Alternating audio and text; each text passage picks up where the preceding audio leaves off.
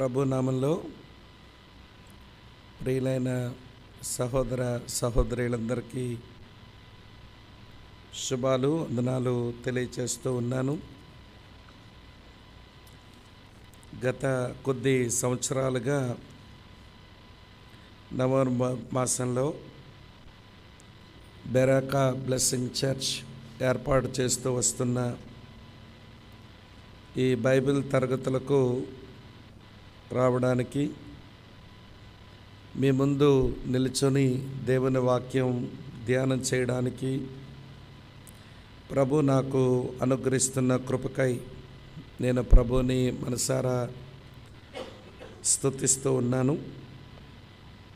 దేవుని దాసులు అన్న జోసెఫ్ బెన్నీ గారు, వారి కుటుంబం, సంఘమైన మీరు మరి పదే పదే చాలా సంవత్సరాలుగా మీరు ఇస్తున్న ఆహ్వానాన్ని బట్టి నేను ప్రభుకి స్తోత్రాలు చెల్లిస్తూ ఉన్నాను. మీరు ఇప్పటికే 27 దినాలుగా ప్రభు యొక్క పరిచర్యలో యోగ్యంగా వాడబడుతున్న దేవుని సేవకుల యొద్ద నుంచి 27 వర్తమానాలు సంపాదించుకున్నారు. ఒక విధముగా చెప్పవలసి వస్తే మీరు ధన్యులే అని చెప్పాలి. మరోవైపు చెప్పవలసి వస్తే భయముతో మీరు దేవునికి లెక్క అప్పగించే మనుషులుగా మారుతున్నారు అనేది కూడా చెప్పాల్సి ఉంటుంది. నేను చాలాసార్లు మీ ముందు నిలబడినప్పుడు వినడం మనకు ఒక వ్యసనం కాకూడదు. మనం ఏమైతే వింటూ వస్తున్నామో ఆ విన్నదాన్ని మనం నెమరు వేయాలి. అలాగనే మనం విన్నదాన్ని మళ్ళీ ధ్యానించాలి. శరీరానికి జీర్ణక్రియ ఎలాంటిదో ఆత్మకు ధ్యానం అలాంటిది. తిన్నది అది వంటబట్టాలంటే జీర్ణక్రియ బాగా పనిచేయాలి. కనుక విన్న వాక్యం మన జీవితంలో అది సార్థకం అవ్వాలంటే ధ్యానాలు చేయటం మనకు చేతనవ్వాలి. కనుక వినటం మట్టుకే విని వాటిని మళ్ళీ ధ్యానం చేయకుండా వాటిని మనం మర్చిపోతే మనము దేవుని ఎదుట ఒక దినం లెక్కప్పగించవలసిన మనుషులుగా మారతాము అనే భయం మరోవైపు ఉంది. మరి నాకంటే ముందుగా గత 27 దినాలు మరి దేవుని సేవకులు అన్న జోసెఫ్ బెన్నీ గారు ఇచ్చిన ఆహ్వానాన్ని తీసుకుని ఎంతోమంది దేవుని సేవకులు మీ ముందు నిలబడ్డారు. మరి ప్రతి సంవత్సరం ఈ గొప్ప పని ఈ సంఘం నిర్వహించడం అది నిజంగా చాలా ఆశ్చర్యం అని అనిపిస్తూ ఉంటుంది. మరి ఎన్నో ప్రణాళికలు చేయాలి, ఎంతో ప్రయాసపడాలి, ఎంతో కష్టం, ఎంతో ఖర్చు ఇవన్నీ ఉంటాయి. మరి ఇవన్నీ కూడా దేవుని దాసుడు ఆలోచించి ప్రణాళికలు చేసి సంఘం క్షేమాభివృద్ధి నొందాలి అన్న ఒక ఏకైక లక్ష్యంతో చేస్తున్న ఈ గొప్ప పనిని బట్టి సేవకుని, సంఘమైన మిమ్మలను నేను మనసారా అభినందిస్తూ ఉన్నాను.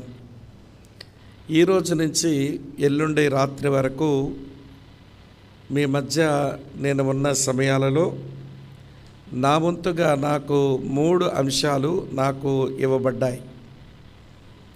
ఈరోజు అంశం విశ్వాసి రాకడ, అది చెప్తాను. రేపు విశ్వాసి సిద్ధపాటు, చివరి రోజు రాత్రి విశ్వాసి సంపూర్ణత. ఈ 3 చాలా ప్రాముఖ్యమైన విషయాలు నాకు దేవుని దాసులు అప్పగించారు. మరి ఈ అంశాల ద్వారా మనం ఆత్మలో కొంతైనా మన ప్రయోజనం పొందే దిశగా మనం అడుగులు వేద్దాం.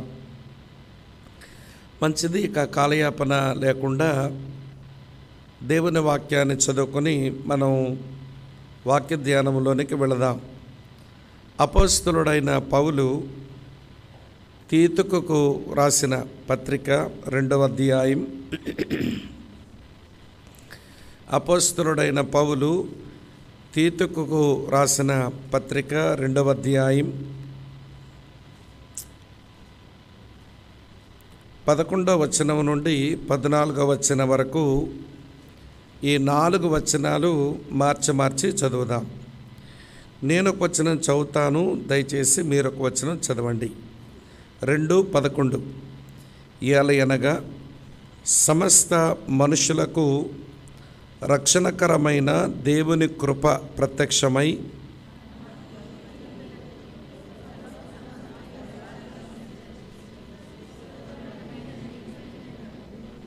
అనగా మన దేవుడును మన రక్షకుడును అనైన యేసుక్రీస్తు మహిమ యొక్క ప్రత్యక్షత కొరకు ఎదురుచూచుచు ఈ లోకములో స్వస్థ బుద్ధితోనూ నీతితోనూ భక్తితోనూ బ్రతుకుచుండవలనని మనకు బోధించుచున్నది.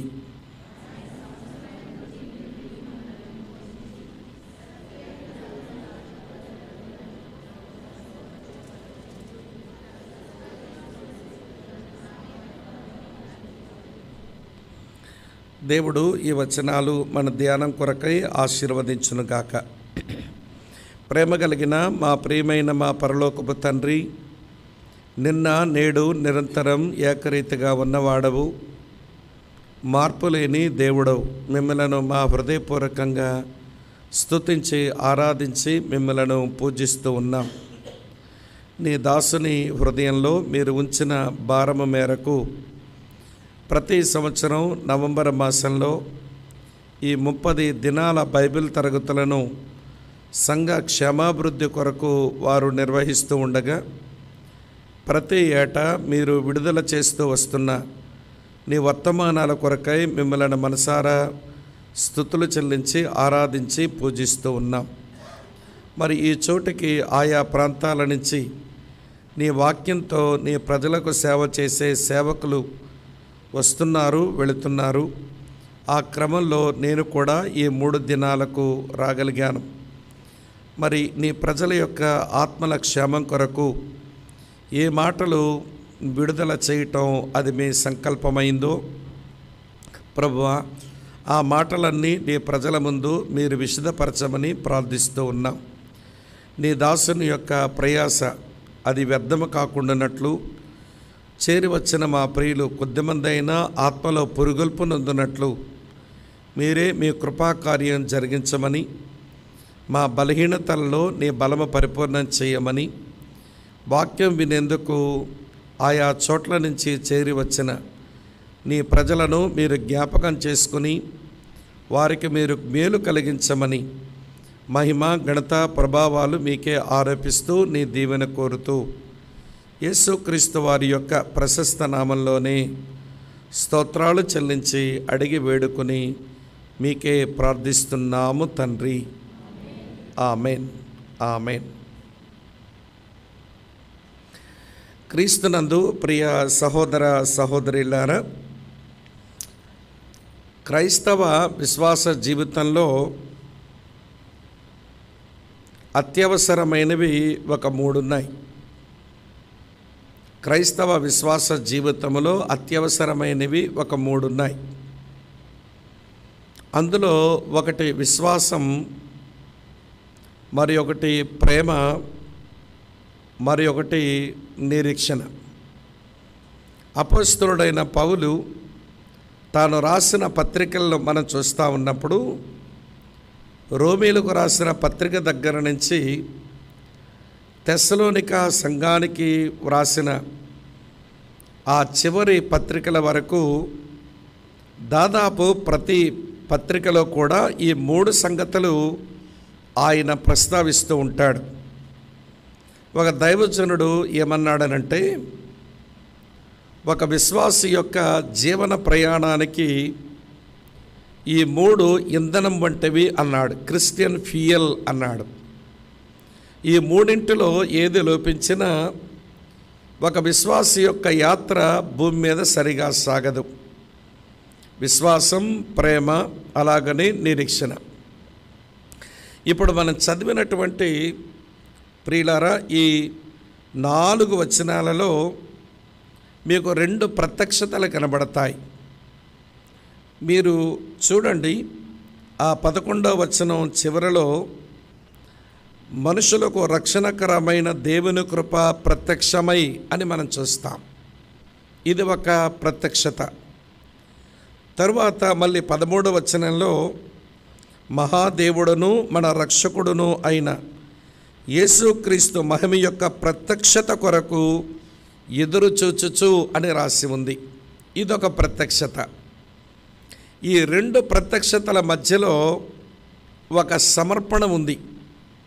14వ వచనం చివరిలో చూడండి, తన్ను తానే మన కొరకు అర్పించుకొనెను అని రాసి ఉంది. ప్రత్యక్షత, అర్పణ, మళ్ళీ ప్రత్యక్షత. మళ్ళీ జ్ఞాపకం చేస్తాను. ప్రత్యక్షత, అర్పణ, మళ్ళీ ప్రత్యక్షత. మొదట ప్రత్యక్షత వాక్యమైన దేవుడు శరీరంతో ఈ లోకానికి రావటం. వాక్యమైన దేవుడు శరీరంతో ఈ లోకానికి రావడం, అది తొలి ప్రత్యక్షత. ఈ ప్రత్యక్షత మనం విన్నవారము, దేవుడు మన నిమిత్తమై తన కుమారుని పంపినాడు అని చెప్పి విశ్వాస అనుభవంలోనికి వస్తాం. మంచిది. ఆయన మన కొరకు శరీరధారిగా ఈ లోకానికి వచ్చాడు. మన హృదయాలలో దేవుని యెడల విశ్వాసం జనించింది. తరువాత అర్పణ లేదా సమర్పణ లేదా అప్పగించుకోవడం. అలా శరీరధారిగా వచ్చిన ప్రభు మనలను ప్రేమించి మన పాపముల నిమిత్తం తన్ను తాను అర్పించుకున్నాడు. ఆయన రక్తమాంసాలు, ఆయన ప్రాణాత్మలు అన్నీ అర్పించుకున్నాడు. శరీరం కొట్టేవారికి అర్పించి, తన ఆత్మను దేవునికి అర్పించి, తన ప్రాణమును విమోచన క్రయధనముగా మన కొరకు అర్పించినాడు. ప్రేమ చేత ఆయన తను తాను అర్పించుకున్న కారణం చేత మన విశ్వాస జీవితంలో, మన క్రైస్తవ జీవితంలో ఆ ప్రభువు మీద ప్రేమ ఉత్పన్నమవుతుంది. ఆయన శరీరధారిగా ప్రత్యక్షమైనాడు, విశ్వాసం వచ్చింది. నన్ను ప్రేమించి నా పాపముల కొరకు ఆయన తన్ను తానే అర్పించుకున్నాడు, ఆయన మీద ప్రేమ వచ్చింది. చివరగా ఉన్న మాట మళ్ళీ ప్రత్యక్షత. ఇది ఏమి ప్రత్యక్షత అంటే, మహాదేవుడును మన రక్షకుడైన యేసుక్రీస్తు మహిమ యొక్క ప్రత్యక్షత. ఇది యేసుక్రీస్తు యొక్క రాకడ. ప్రియులారా, వాక్యమైన దేవుడు శరీరంతో వచ్చాడు, మనందరి పాపముల నిమిత్తమై శిలువ మీద తను తాను అప్పగించుకున్నాడు. ఆయన వెళ్ళిపోయిన సంగతి మనం ఎరుగుదాం. ఆయన మరల ఈ లోకమునకు ఒక రోజున ప్రత్యక్షం కానయ్యున్నాడు. ఆయన రెండవ మారు ప్రత్యక్షమవుతాడు. దానినే రాకడ అన్నాం. కనుక విశ్వాసకి రాకడకు ఏమి సంబంధం అంటే, ఆయన జననం మన లోపల విశ్వాసాన్ని పుట్టించగా, ఆయన మరణం ఆయన మీద మనలో ప్రేమను పుట్టించగా, ఆయన రాకడ మన లోపల నిరీక్షణను పుట్టించాలి.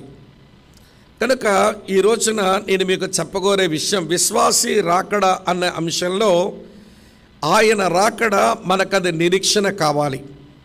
అపోస్తలుడైన పౌలు తీతుకు ఆ మాట రాస్తూ అది ఎలాంటి నిరీక్షణ అని అన్నాడో చదువుతాను చూడండి.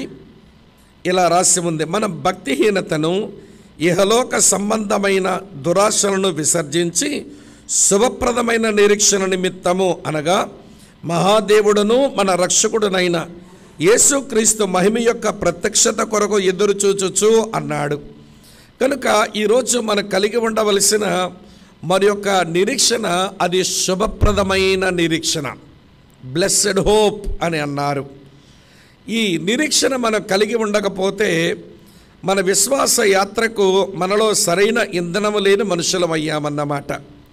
ఇంధనము లేని బండి ఎలా కదలదో, కనుక ఈ క్రైస్తవ ఇంధనము లేని క్రైస్తవులు వారి ఆధ్యాత్మిక జీవితంలో వారు ముందుకు ప్రయాణం చేయలేరు అని మనం అర్థం చేసుకోవాలి.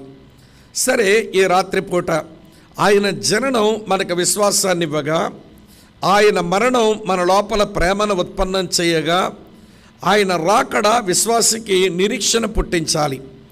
అది ఎలాంటి నిరీక్షణ అంటే శుభప్రదమైన నిరీక్షణ అనే విషయాన్ని మీ మనసులో పెట్టుకొని, ఈ రోజున యేసయ్య రాకడ మనకు శుభప్రదమైన నిరీక్షణ, అదే మీతో చెబుదామనుకుంటున్నాను. ఇప్పుడు లోకంలో ఉన్న మనుషులకు నిరీక్షణ లేదు, బ్రతుకుతుంటారు. మరి చివరి ప్రశ్న దగ్గరకు వచ్చేసరికి వాళ్ళకి నిరీక్షణ లేదు గనక వారి యొక్క అంతాన్ని గురించి వారేమీ చెప్పలేరు. ఒకసారి ఆక్స్ఫర్డ్ యూనివర్సిటీలో చదువుకున్న విద్యార్థి తన డాక్టరేట్ చేసి ముగించి యూనివర్సిటీ నుంచి వెళ్ళిపోతున్నట్ట. తన ప్రొఫెసర్ దగ్గరకు వచ్చి, తాను ప్రేమించిన ప్రొఫెసర్ ఆయన దగ్గరకు వచ్చి, సార్ నేను వెళ్ళిపోతున్నాను అని చెప్దామని ఆయన కలవడానికి వచ్చి, సార్ నా స్టడీస్ అయిపోయినాయి, నాకు డాక్టరేట్ వచ్చేసింది, కాన్వకేషన్ కూడా జరిగిపోయింది, నేను వెళ్ళిపోబోతున్నాను, ఒక మాట చెబుదామని మీకు వచ్చాను అన్నట్ట. అనగానే ప్రొఫెసర్ అన్నాడు, వాట్ ఈజ్ నెక్స్ట్ అన్నాడు. తర్వాత ఏంటి అన్నాడు. తర్వాత ఏముంది సార్, ఉద్యోగం సంపాదించుకుంటానన్నాడు. మంచిది, వాట్ ఈజ్ నెక్స్ట్ అన్నాడు. తర్వాత ఏంటి అన్నాడు. తర్వాత ఏముందండి, మంచి అమ్మాయిని చూసి పెళ్లి చేసుకుంటానన్నాడు. మళ్ళీ ప్రొఫెసర్ అన్నాడు, వాట్ ఈజ్ నెక్స్ట్ అన్నాడు.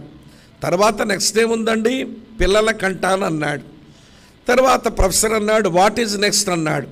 ఆ పిల్లల్ని పెంచుకుంటానండి, వాళ్ళని చదివిస్తాను, పెద్దాలను చేస్తానన్నాడు. తర్వాత వాట్ ఈజ్ నెక్స్ట్ అన్నాడు. ఈయన అడుగుతున్న ప్రశ్నలకు ఈ విద్యార్థి కొంచెం ఒళ్ళు మండుతూ ఉంది. తర్వాత ఏంటి, తర్వాత ఏంటి, తర్వాత ఏంటి ఆగడా. సరే చివరికి అన్నాడు, ఇంకేముంది సార్, ఆ పిల్లలకు పెళ్లి చేస్తాను, మనవడిలో మనవరాలు పుడితే వాళ్ళతో సంతోషిస్తాను అన్నాడు. మళ్ళీ ప్రొఫెసర్ అన్నాడు, వాట్ ఈజ్ నెక్స్ట్ అన్నాడు. ఈయనకి భలే ఒళ్ళు మండుతుంది. వాట్ ఈజ్ నెక్స్ట్ ఏముంది సార్, తర్వాత చచ్చిపోతాను అన్నాడు. మళ్ళీ ప్రొఫెసర్ అన్నాడు, వాట్ ఈజ్ నెక్స్ట్ అన్నాడు. ఇంక అడిగితే తన దగ్గర ఏమీ జవాబు లేక చిరాగ్గా చూసి, ఏమి సార్ ఇలా అడుగుతున్నారు అని తిరుగుబాటుగా అతని మీదకు ఏవో ప్రశ్నలు వేశాడట. నేను ఈ సంగతి మీకు ఎందుకు చెప్పానంటే, వినండి, లోకమునకు నిరీక్షణ లేదు. వారి బ్రతుకు గురించి అలాగా చెప్పగలరు కానీ మరణంతో వాళ్ళు చెప్పవలసిన మాటలు అయిపోతాయి. కానీ యేసుక్రీస్తునందు విశ్వాసం ఉంచినటువంటి వాడు మరణంతో తన మాటలు ముగించడు, మరణంతో తన మాటలు ముగించడు.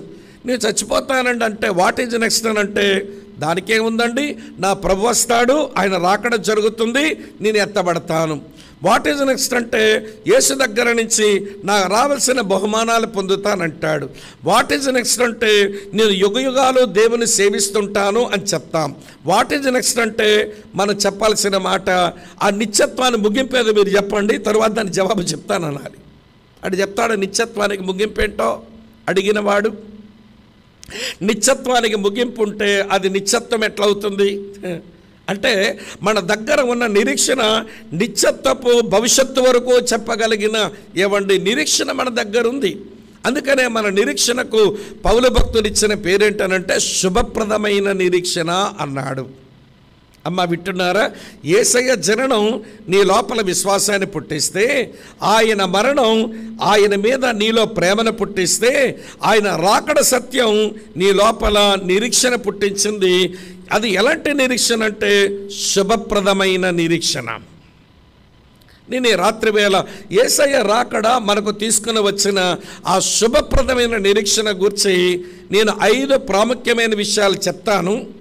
ఈ 5 ప్రాముఖ్యమైన విషయాలలో నీ ఆధ్యాత్మిక జీవితం అది సరిపడగా ఉంటే నువ్వు శుభప్రదమైన నిరీక్షణతో క్రైస్తవ జీవిత ఇంధనాన్ని నీ హృదయంలో పోసుకొని క్రైస్తవ ప్రయాణం నువ్వు చేస్తున్నట్టు లెక్క.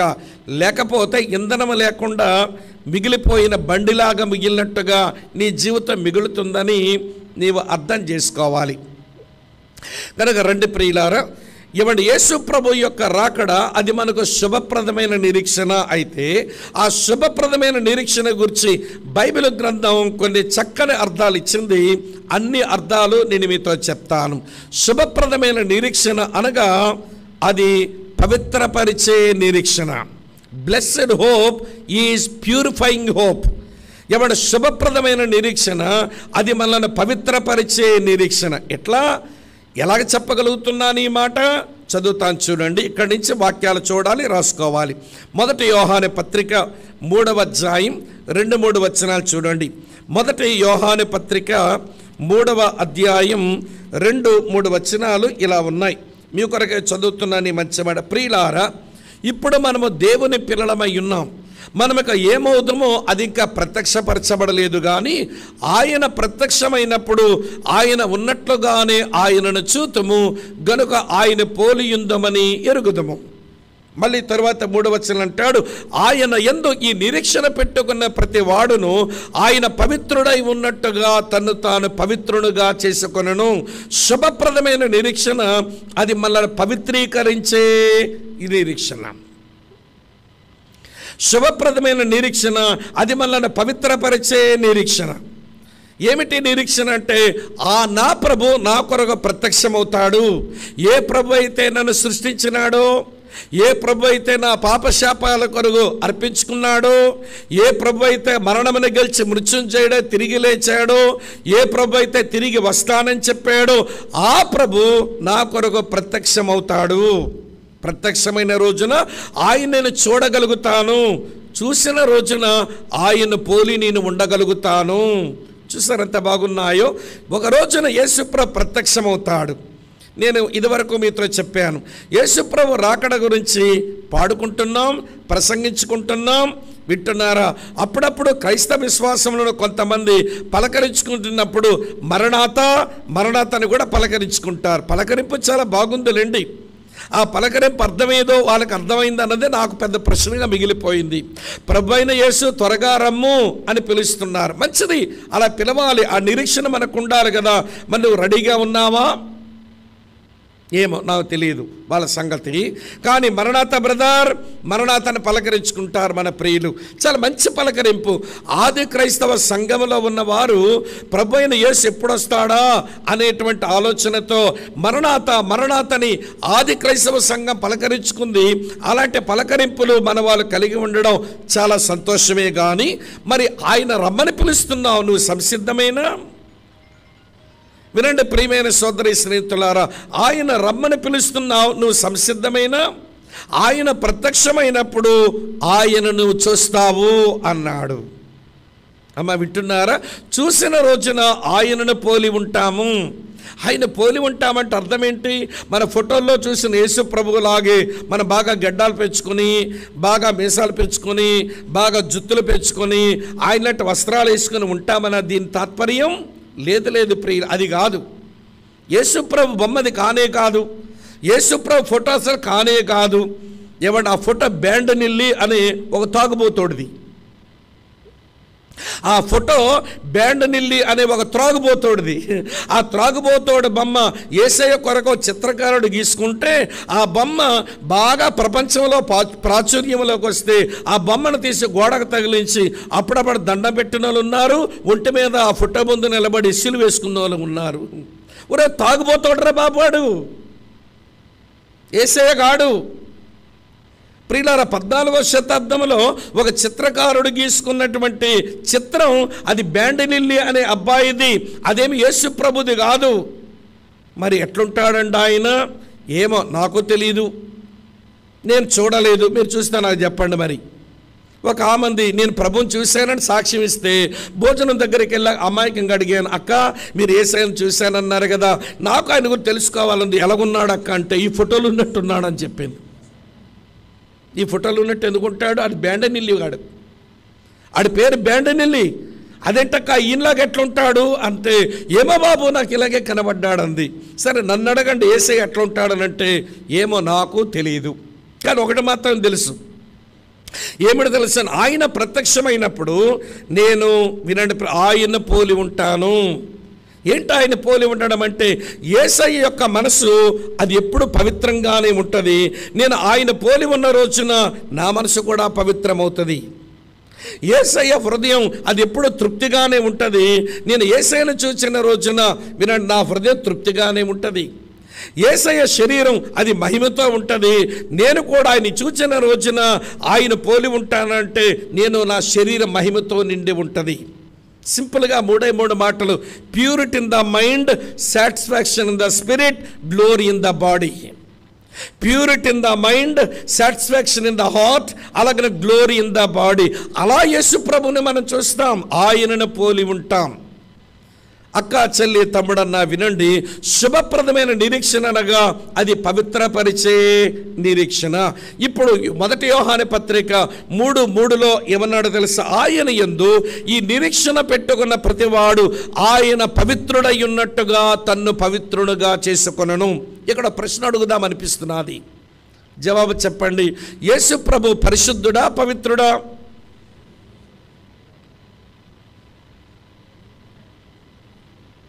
యేసు ప్రభు పరిశుద్ధుడా లేక పవిత్రుడా? అమ్మ వింటున్నారు? ఏమంటారు? ఆయన పరిశుద్ధుడా, పవిత్రుడా? ఏమనంటారు మీరు? పరిశుద్ధుడు. మరి పవిత్రుడు కాదా? పవిత్రుడు అనే వాళ్ళకి ఆయన పరిశుద్ధుడు కాదా? ఏంటి దాని జవాబు ఏంటి? నేను చెప్తాను వినండి. యేసు ప్రభు దేవుడుగా ఆయన పరిశుద్ధుడే, నో డౌట్. శరాపులే ఆయన అత్యున్నతమైన సింహాసనం మీద కూర్చొని ఉన్నప్పుడు యెషయా చూసిన దర్శనములో సింహాసనం మీద కూర్చున్నవాడు యేసే, అది యోహాను రాశాడు.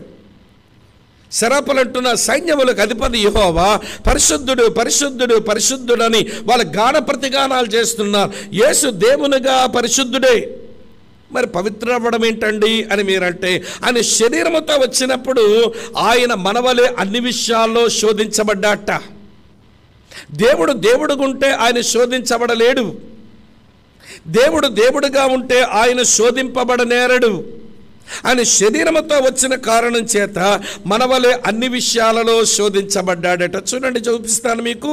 హెబ్రీయులకు రాసిన పత్రిక 4వ అధ్యాయం. హెబ్రీ పత్రిక 4:15 చూడండి. మన ప్రధాన యాజకుడు మన బలహీనతల యందు మనతో సహానుభావము లేనివాడు కాడు గాని సమస్త విషయములలోనూ మనవలే శోధించబడినను ఆయన పాపము లేనివాడుగా ఉండెను. పరిశుద్ధుడైన దేవుడు శరీరముతో అరుదించి ఆయన మనలాగే అన్ని విషయాలు శోధించబడి పాపము లేని పవిత్రుడుగా ఉన్నాడు. దేవునిగా ఆయన పరిశుద్ధుడే, నరుడుగా ఆయన తన్ను తాను పవిత్రునిగా చేసుకున్నవాడు. అమ్మ అర్థమవుతున్నదా? వినండి. ఇప్పుడు యేసు ప్రభువు నా కొరకు ప్రత్యక్షమవుతాడు, ఆయన రాకడ అనేది ఒకటి ఉంది అని ఆ నిరీక్షణ పెట్టుకున్న మనలో ప్రతి వారము అట ఆయన ఎలాగ తను తాను పవిత్రునిగా చేసుకున్నాడో అన్ని శోధనల దగ్గర మనం కూడా అన్ని విషయాలలో మనం పవిత్రులుగా చేసుకోవాలి అంటున్నాడు. అందుకని శుభప్రదమైన నిరీక్షణ మనలను మన పవిత్రపరుచుకునే నిరీక్షణ అన్నాను. రేపు ఉదయాన్నే నేను రాబోతున్నాను అని యేసు చెప్పాడు అనుకోండి. రేపు తెల్లవారుజామున 29వ తారీఖు నవంబర్ నెలలో 2023లో ఉదయం 8 గంటలకు నేను రాబోతున్నా అని చెప్పారనుకోండి. ఏమండి, ఎలాగున్నాం అలా ఉండాలనిపిస్తుందా? అమ్మో, దేవుని ఎదుట ధైర్యమును, దేవుని ముందు సిగ్గుపడకుండా ఉండాలంటే నన్ను త్వరగా పవిత్రపరచుకోవాలి, క్షమాపణ అడగాలి, కడిగేసుకోవాలి, ఆయన రక్తములో శుద్ధీకరించబడాలని అనుకోము. లేకపోతే సిగ్గుతో, భయముతో ఆయన ముందు నిలబడాల్సి వస్తుంది. ఎక్కడ రాశాడు చూడండి, చూపిస్తాను. 1 యోహాను పత్రిక 2వ అధ్యాయంలో 1 యోహాను పత్రిక 2వ అధ్యాయం 28వ చూడండి. కాబట్టి చిన్నపిల్లలారా, ఆయన ప్రత్యక్షమగునప్పుడు అంటే ఆయన రాకడ జరిగినప్పుడు, ఆయన రాకడ యందు మనము ఆయన ఎదురు సిగ్గుపడక ధైర్యము కలుగునట్లుగా మీరు ఆయనందు నిలిచి ఉండండి అన్నాడు. ఆయన ప్రత్యక్షమైనప్పుడు, ఆయన రాకడ యందు ఆయన ముందు మనం నిలబడాలి అని అంటే సిగ్గుపడకుండా మనం ధైర్యంతో నిలబడి ఉండేటట్లు చూసుకోండి. అంటే మిమ్మల్ని మీరు పవిత్రీకరించుకోండి. అమ్మ అర్థమవుతున్నదా? నీ పాపపు ఆలోచనల చేత, నీ పాపపు ఆశల చేత, నీ పాపపు ఆచరణల చేత ఆయన రాకడ యందు ఆయన ప్రత్యక్షమైనప్పుడు ఆయన ముందు నిలబడ్డామనే దుర్లభం అనే విషయం క్రైస్తవులు తెలుసుకోవాలి. ఆయన రాకడ యందు ఆయన ప్రత్యక్షమైనప్పుడు సిగ్గుపడకుండా ధైర్యంగా నేను నిలబడాలంటే నన్ను నేను పవిత్రపరచుకోకుండా నేను ఆయన ముందు నిలబడలేను. ఆయన ముందు నేను పాపముతో నిలబడవలసి వస్తే సిగ్గుతోనూ భయముతోనే నిలబడాల్సి ఉంటుంది.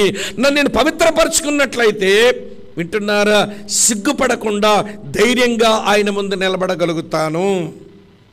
సరే, ఇంతకీ ఏ విషయంలో మన పవిత్రీకరించుకోమంటున్నాడు? మన కొరకు ప్రత్యక్షమైన ఆ కృప, మన కొరకు మరోసారి ప్రత్యక్షం కాబోతున్న మన ప్రభు, మధ్యలో మన పాపాల కొరకు అర్పించుకున్న మన ప్రభు, ఆయన తాను పవిత్రునిగా చేసుకున్న ప్రకారం ఆయన వస్తాడన్న నిరీక్షణ పెట్టుకున్న మనలో ప్రతివారు వీరిని మన పవిత్రీకరించుకోవాలి. అంటే ఏ విషయంలో పవిత్రీకరించుకోమంటున్నాడు పౌలు? ఇప్పుడు రండి, మళ్ళీ చదివిన వచ్చిన దగ్గరికి. తీతుకు రాసిన పత్రికలో మనం చదివాం కదా, చదువుతాను చూడండి ప్రియులారా, 12వ వచనం నుంచి. ఏ విషయంలో మన పవిత్రీకరించుకోవాలి అని అంటే 12వ వచనం, నేను 13వ వచనంలో కొన్ని ప్రాముఖ్యమైన విషయాలు చెప్తాను. మొట్టమొదట ఏది ఉండకూడదో పౌలయ్య చెప్పాడు. మన పవిత్రీకరించుకున్నప్పుడు, మన శుద్ధీకరించుకుంటున్నప్పుడు, మన పాపాలు మనం కడుక్కుని పవిత్రంగా జీవించే క్రమాలు ఏముండకూడదట. చూడండి 12వ వచనంలో, మనం భక్తిహీనతను, తర్వాత ఇహలోక సంబంధమైన దురాశలను విసర్జించి అని రాసి. ముందు ఏం విసర్జించాలి? భక్తిహీనత. అమ్మ వింటున్నారా? భక్తిహీనత అంటే అర్థం ఏంటో తెలుసా మీకు? భక్తిహీనత అంటే దేవునికి మహిమ తీసుకుని రానిది ఏదైనా భక్తిహీనతే.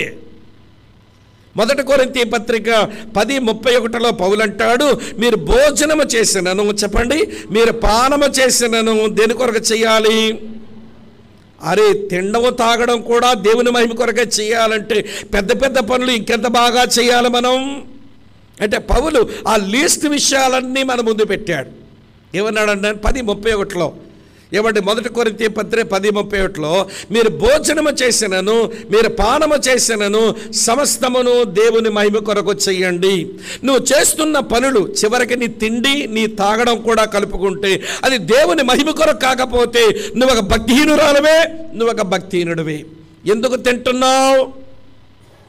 ఆరోగ్యం వస్తే దేవుని మహిమ కొరకు బ్రతుకుతాననుకుంటే భక్తే అది. Praise the Lord. ఎందుకు తాగావి నీళ్ళు? ఎందుకు చేసావా పని? ఎందుకు ఆశించావది? ఎందుకు కోరుకున్నావది అంటే ఇవన్నీ దేవుని మహిమ కొరకే అయితే ప్రైజ్ ద లార్డ్, నీ దగ్గర భక్తి ఉన్నట్టే. ఒకవేళ ఇవన్నీ వేరొక కారణం కొరకు నువ్వు తిని తాగుతున్నావు, ఆశిస్తున్నావు, ఆలోచిస్తున్నావు అని అంటే నీ దగ్గర భక్తిహీనత ఉన్నట్టే లెక్క. భక్తిహీనత అంటే దేవుని మహిమ కొరకు కాకుండా వేరొక దాని కొరకు నువ్వు ఏది చేసినా నీ దగ్గర భక్తిహీనత ఉన్నట్టే. ఉదయం లేచి తినినా, ఉదయం లేచి త్రాగినా, ఉదయం లేచి ఒక ఆలోచన చేసినా, ఉదయాన్నే ఒక ఏమైనా ఆశ పెట్టుకున్నా, ఉదయం లేచి ఏది ఆచరించినా నీ జీవితం నిండా కనబడవలసింది నా దేవుని మహిమ కొరకు. పౌలు అంటాడు, ఈ శుభప్రదమైన నిరీక్షణ మిమ్మలను పవిత్రీకరించే నిరీక్షణ కాబట్టి మీరు ఎలా పవిత్రీకరించుకోవాలో తెలుసా? ముందు మీ దగ్గరున్న భక్తిహీనత వదలండి. అర్థమైందా? భక్తిహీనత అంటే అర్థం కూడా చెప్పాను. దేవుని మహిమ కొరకు కాకుండా నువ్వు దేని కొరకు ఏది చేసినా అది భక్తిహీనతే. రెండో మాట ఏమన్నాడో తెలుసా? ఈ ఇహలోక సంబంధమైన దురాశలు కూడా విసర్జించండి అన్నాడు. ఇహలోక సంబంధమైన దురాశలు అంటే మీకు తెలుసా? 1 యోహాను పత్రిక 2:15లో రాశాడు భక్తుడు, ఇహలోక సంబంధమైన దురాశలు అంటే శరీర ఆశ అన్నాడు. అదే సుఖభోగాల పిచ్చి. తరువాత నేత్రాశ అన్నాడు, అదే సంపదల పిచ్చి.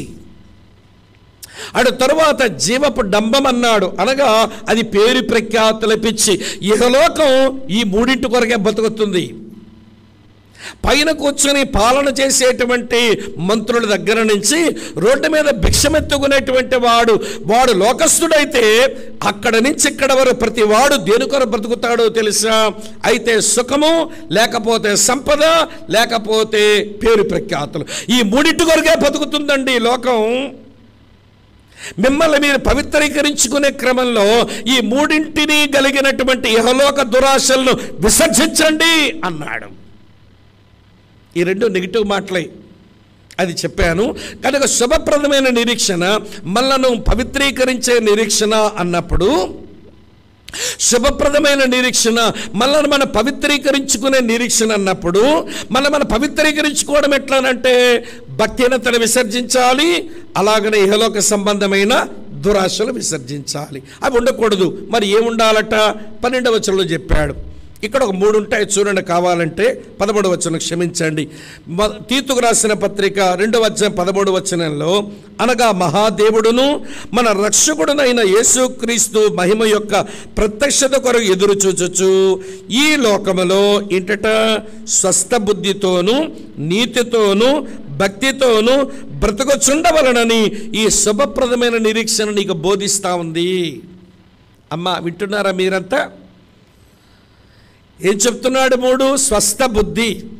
స్వస్థ బుద్ధి అంటే నీలో నీకు ఉండాల్సింది. నీతి అంటే మనుషుల మధ్య నీకు ఉండాల్సింది. తర్వాత భక్తి అంటే దేవుని ముందు నీకు ఉండాల్సింది. అంతే. నీలో నీకు, మనుషుల మధ్య, దేవుని ఎదుట. దేవుని ఎదుట ఉండవలసింది భక్తి, మనుషుల మధ్యలో నీకు ఉండాల్సింది నీతి, నీలో నీవు కలిగి ఉండాల్సింది స్వస్థ బుద్ధి. అమ్మ అర్థమవుతుందా? ఇక్కడ ఉన్నారా లేదా నాకు అనుమానం వస్తుంది. కొంత తలకాయలను ఓపెడ తల్లి దండ పెడతా. అర్థమవుతుందో లేదో చెప్పడం లేదు, నా భయం వేస్తూ ఉంది. స్వస్థ బుద్ధి అంటే మనలో మనం కలిగి ఉండాల్సింది, నీతి అంటే మనుషుల మధ్య మనం కలిగి ఉండాల్సింది, భక్తి అంటే దేవుని ముందు కలిగి ఉండాల్సింది. ఇప్పుడు స్వస్థ బుద్ధి అంటే అర్థమేంటో తెలుసా? ఒక దైవజనుడు అన్నాడు, స్వస్థ బుద్ధి, సోబర్ మైండ్. స్వస్థ బుద్ధి అనే దానికి ఇచ్చిన తాత్పర్యం ఏంటనంటే, అందరి మధ్యలో నువ్వు ఎలాగున్నావో ఎవరూ లేనప్పుడు అలానే ఉంటే నీకు స్వస్థ బుద్ధి ఉన్నట్టు లెక్క. పబ్లిక్లో నువ్వు ఎలాగున్నావో ప్రైవేట్లో కూడా అలాగుంటేనే నీ స్వస్థ బుద్ధి ఉన్నట్టు లెక్క. ఒక స్థలంలో, అదే కోనసీమలో ఒక మీటింగ్ పిలువబడ్డాను నేను. సరే, నాకంటే ముందుగా ఒక దేవుని సేవకుడు ప్రసంగానికి పిలిచారు. ఫస్ట్ వర్స్ ఇవ్వడానికి వెళ్ళారు ఆయన. సరే, నేను కూడా సిద్ధపడి నేను మీటింగ్కి వెళ్ళాను. కొద్దిసేపు ఆయన చెప్పిన ప్రసంగం కూడా రాసుకున్నాను. తర్వాత ఏదో పాట పాడారు, రెండో ప్రసంగం మొదలైంది, రెండో ప్రసంగం చేశాను. ఇద్దరిని ఒకే రూమ్లో ఉంచారు. నేను రూమ్లోనికి వచ్చినప్పుడు ఆయన లోపల గడి పెట్టుకోవడం మానేశాడు. నేను ఇట్లా తలుపు తోసుకొని వచ్చాను. వచ్చేసరికి మంచం మీద ఇట్లా ఆయన యొక్క ఐప్యాడ్ పెట్టుకొని ఏవో చూస్తున్నాడు. నేను తలుపు తీయగానే అవి చూడగానే, అరే దేవుని సేవకుడు అయి ఉండి ఇవి చూస్తూ సంబరపడుతున్నాడేంటి అనిపించింది. చూడరాని అశ్లీలమైన దృశ్యాలు. అక్కడేమో నువ్వు చక్కని పరిశుద్ధమైన మాటలు చెప్తే పబ్లిక్ లైఫ్, ఎక్కడేమో తలుపేసేసాను అనుకుని లోపల కూర్చొని నువ్వు ఐప్యాడ్ పెట్టుకొని చూస్తున్నావు, ఇది ప్రైవేట్ లైఫ్. అక్కడేమో పరిశుద్ధత, ఎక్కడేమో వింటున్నారా ఎవడి అపరిశుద్ధత. ఇది స్వస్థ బుద్ధి అంటారా? ఈరోజు చాలామంది క్రైస్తవులు స్వస్థ బుద్ధి లేదు. పబ్లిక్లో ఒకలా కనబడతారు, ప్రైవేట్లో ఒకలాగా జీవిస్తారు. ఏమనుకోరా చెప్తాను. పబ్లిక్లో వీళ్ళు తెల్లపావురాలే. మేము అనుకుంటాం మా మందిరంలో తెల్లపావురం తెల్లపావురం తెల్లపావురం అని. తెల్లపావురం వల్లకాడు, ఇది నల్లకాకి. మా అందరి ముందుకు వచ్చిన వాడు తెల్లపావురులా కనబడింది, కానీ ఆమె ప్రైవేట్ లైఫ్లో ఆమె నల్లకాకిలా బతుకుతూ ఉంటుంది. ఇది స్వస్థ బుద్ధి కాదు. ఏమండి, పబ్లిక్లో మనం ఎలాగున్నామో ప్రైవేట్గా కూడా అలాగే జీవిస్తే మనకు స్వస్థ బుద్ధి ఉన్నట్టు లెక్క. అది మనలో మనం కలిగి ఉండాల్సిన స్వస్థ బుద్ధి. రెండవది, మనుషుల మధ్యలో నీతి ఉండాలి. నీతి అనే మాటగా తాత్పర్యం ఇస్తాను, వినండి. నీతి అనగా నీదైనదేది వదులుకోవద్దు, నీది కానిదేది కోరుకోవద్దు. అది నీతి. మనుషుల మధ్య మనం కనపరచవలసిన నీతి అదే. మనదైనదేది చెప్పండి పోగొట్టుకోవద్దు, మనది కానిదేది చెప్పండి ఆశించవద్దు. నీతిమాలిన పని అంటే ఏంటో తెలుసా? మనది కానిది మందగా చేసుకుందామని అనుకుంటామే, అదే నీతిమాలిన పని. దావీదు దగ్గరకు వచ్చిన తాను, ఆ మనుషుడు నీవే నీతిమాలినోడివి అని ఎందుకన్నాడో తెలుసా? తనది కాని ఆ గొర్రె పిల్ల అనగా బెత్షెబాను తనదిగా చేసుకున్నాడే దావీదు. అర్థమవుతుందా? మనలో మనకు స్వస్థ బుద్ధి, మనుషుల ముందు మధ్యలోని నీతి, దేవుని ముందు భక్తి. ఇందాక భక్తిహీనత అంటే ఏంటో చెప్పాను. భక్తిహీనత అంటే దేవునికి మహిమ తీసుకురా అని ఏ పనైనా నువ్వు చేస్తే నువ్వు ఒక భక్తిహీనురాలవే, నువ్వు ఒక భక్తిహీనుడివే. మరి భక్తి అంటే ఏంటి? దేవుని ముందు భక్తి అంటే చెప్తాను, రాసుకునండి.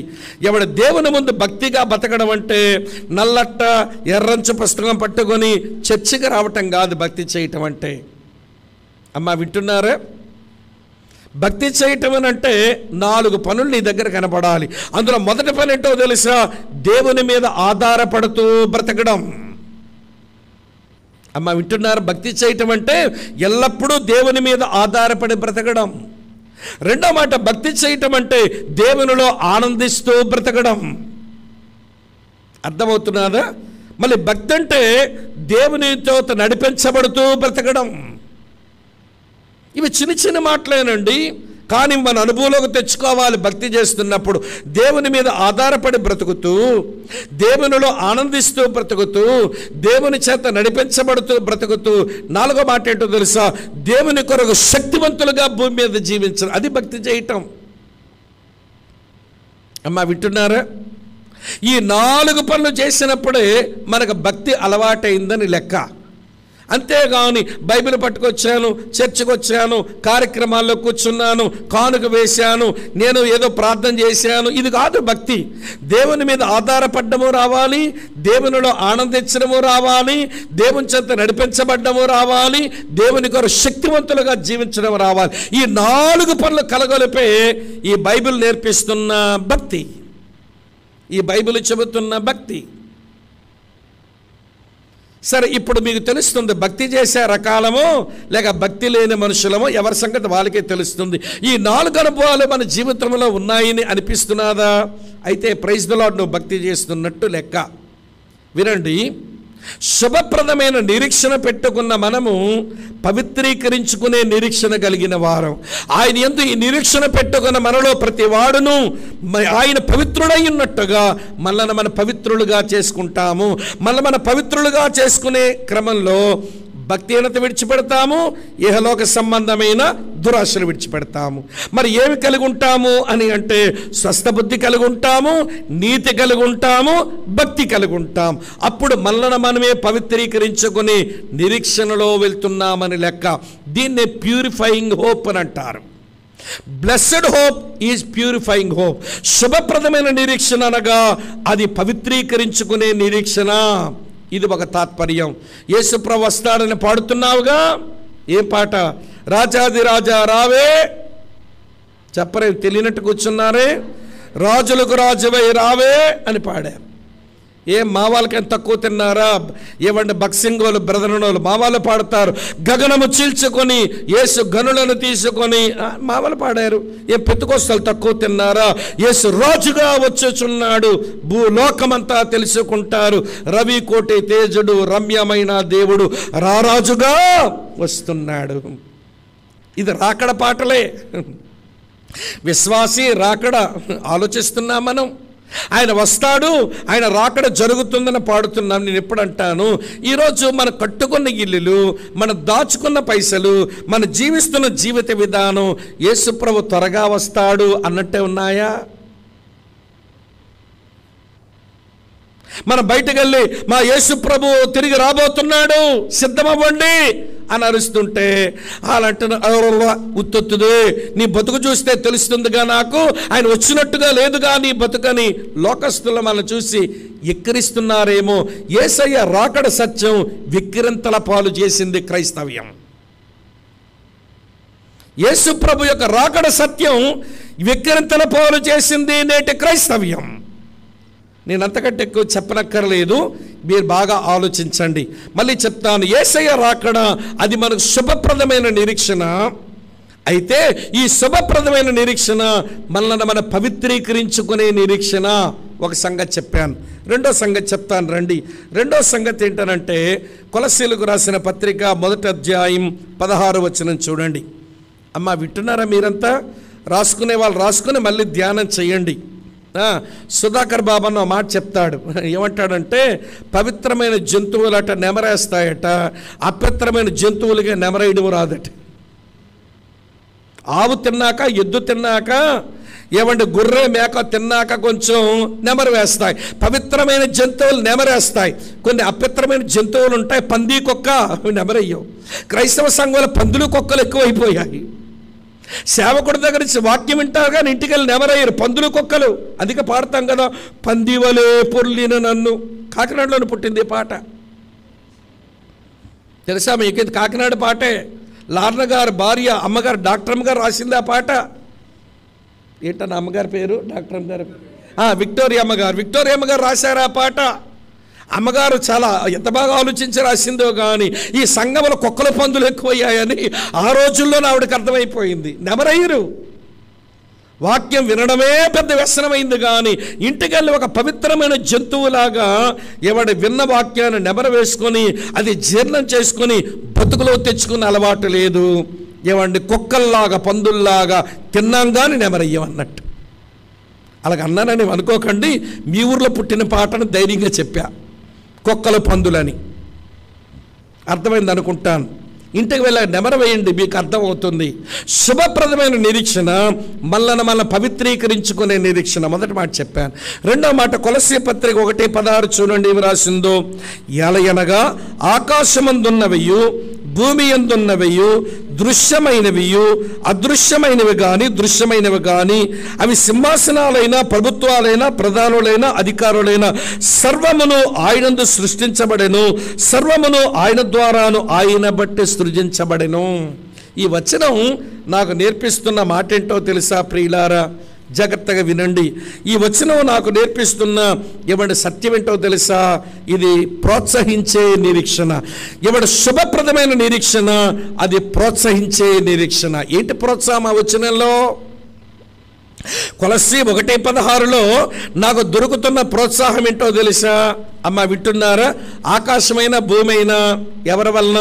నా కొరకు ప్రత్యక్షమయ్యే యేసు వలన.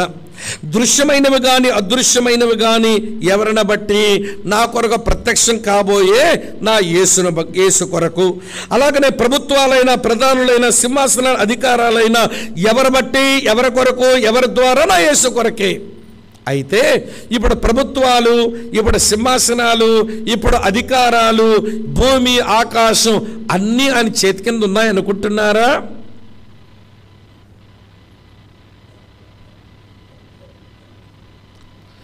ఇలాంటి ప్రశ్న అడిగాడేంటి వీడు అనుకుంటున్నారేమో. అన్నీ సృజించింది ఆయనే. అమ్మ వింటున్నారా? ఆయన యందు, ఆయనను బట్టి, ఆయన ద్వారానే ఇవన్నీ కలిగాయి. ఏమి? ఆకాశమైన భూమి అయినా, కనబడుతున్నవైనా కనబడనవైనా, సింహాసనాలైనా అధికారాలైనా ప్రభుత్వాలైనా రాజ్యాల అన్నీ ఆయన వల్లే. కానీ ప్రస్తుతానికి ఆయనకేమీ లేవు. తండ్రి అన్నాడు, నువ్వు నా కుడి పక్కన కూర్చో, నేను నీ శత్రువులను నీ పాదములకు పాదపీఠంగా చేసే వరకు ఏమి లేని మనిషిగా, ఏమి లేని వ్యక్తిగా నా పక్కన కూర్చో. పక్కన కూర్చొని అడుక్కో. ఏమడుక్కో? నన్ను అడుగుము, జనములు నీకు స్వాస్థ్యముగాను భూమిని దిగంతముల వరకు సొత్తుగాను ఇస్తాను, నా పక్కన కూర్చొని అడుక్కో అన్నాడు. అంతే. ఇప్పుడు ఆయన పనేంటో తెలుసా? ఏమీ లేనివాడుగా అడుక్కుంటున్నాడు. అందుకే ప్రస్తుతానికి ఏమీ ఆయనకు లోబడి లేవు. ఒకరోజు వస్తుంది, ఆయన వచ్చినప్పుడు ఆయన రాకడలో అన్నీ ఆయన కాళ్ళ కిందకే వస్తాయట. ప్రస్తుతానికి ఏమీ లేవన్న మాట ఇలా రాసింది. చూడండి, చదువుతాను. హెబ్రీ పత్రిక 2:8 చూడండి. వాని పాదముల కింద సమస్తమును ఉంచితివి, ఆయన సమస్తమును వానికి లోపరిచినప్పుడు మనకు లోపరచబడకుండా దేనిని విడిచిపెట్టలేదు.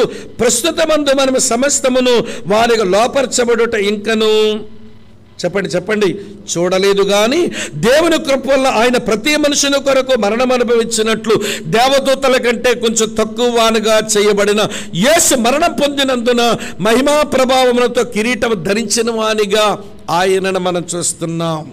అన్నీ ఆయన యందే సృష్టించబడ్డాయి, అన్నీ ఆయనను బట్టే సృష్టించబడ్డాయి, అన్నీ ఆయన ద్వారానే సృష్టించబడ్డాయి. కానీ ఏమీ ఆయన కింద లేనట్టుగా తండ్రి కుడి పక్కన ఉండి విజ్ఞాపన చేసుకుంటున్నాడు. కానీ ఆయన వస్తాడు, ఆయన ప్రత్యక్షమవుతాడు. ఆయన ప్రత్యక్షమైన రోజున ఆకాశంలో కానివ్వండి, భూమి మీద కానివ్వండి, సింహాసనాలు కానివ్వండి, అధికారాలు కానివ్వండి, ప్రభుత్వాలు అన్నీ సెటరేట్ చేస్తాడు. ఆయన భూమి మీదకి వచ్చినప్పుడు అన్నీ సెటరేట్ చేస్తాడు. నా ప్రోత్సాహం ఏంటి అని అంటే, నేను పొందిన నా ప్రోత్సాహం ఏంటనంటే, సమస్తమును నా యేసు వలనే కలిగినాయి, ఆయన ద్వారా, ఆయన బట్టి, ఆయన కొరకే అన్నీ కలిగాయి. కానీ ఇప్పుడు వర్తమాన కాలంలో ఆయన ఏమీ లేనివాడుగానే ఉన్నాడు. కానీ రాకడ సంభవించినప్పుడు అన్నీ చక్కబరుస్తాడు. ఏమి చక్కబరుస్తాడు? వరుడైన ఆయన, వధువైన మనల్ని ఆయన పక్కగా చేర్చుకుంటాడు. ఇంకా దూరంగానే ఉన్నాం. ఆత్మదేవుడు మన మధ్య ఉండి పనిచేస్తున్నా ఆ యేసుకు మనం వర్తమాన కాలంలో సంగమగా వధువుగా దూరంగానే ఉన్నాం.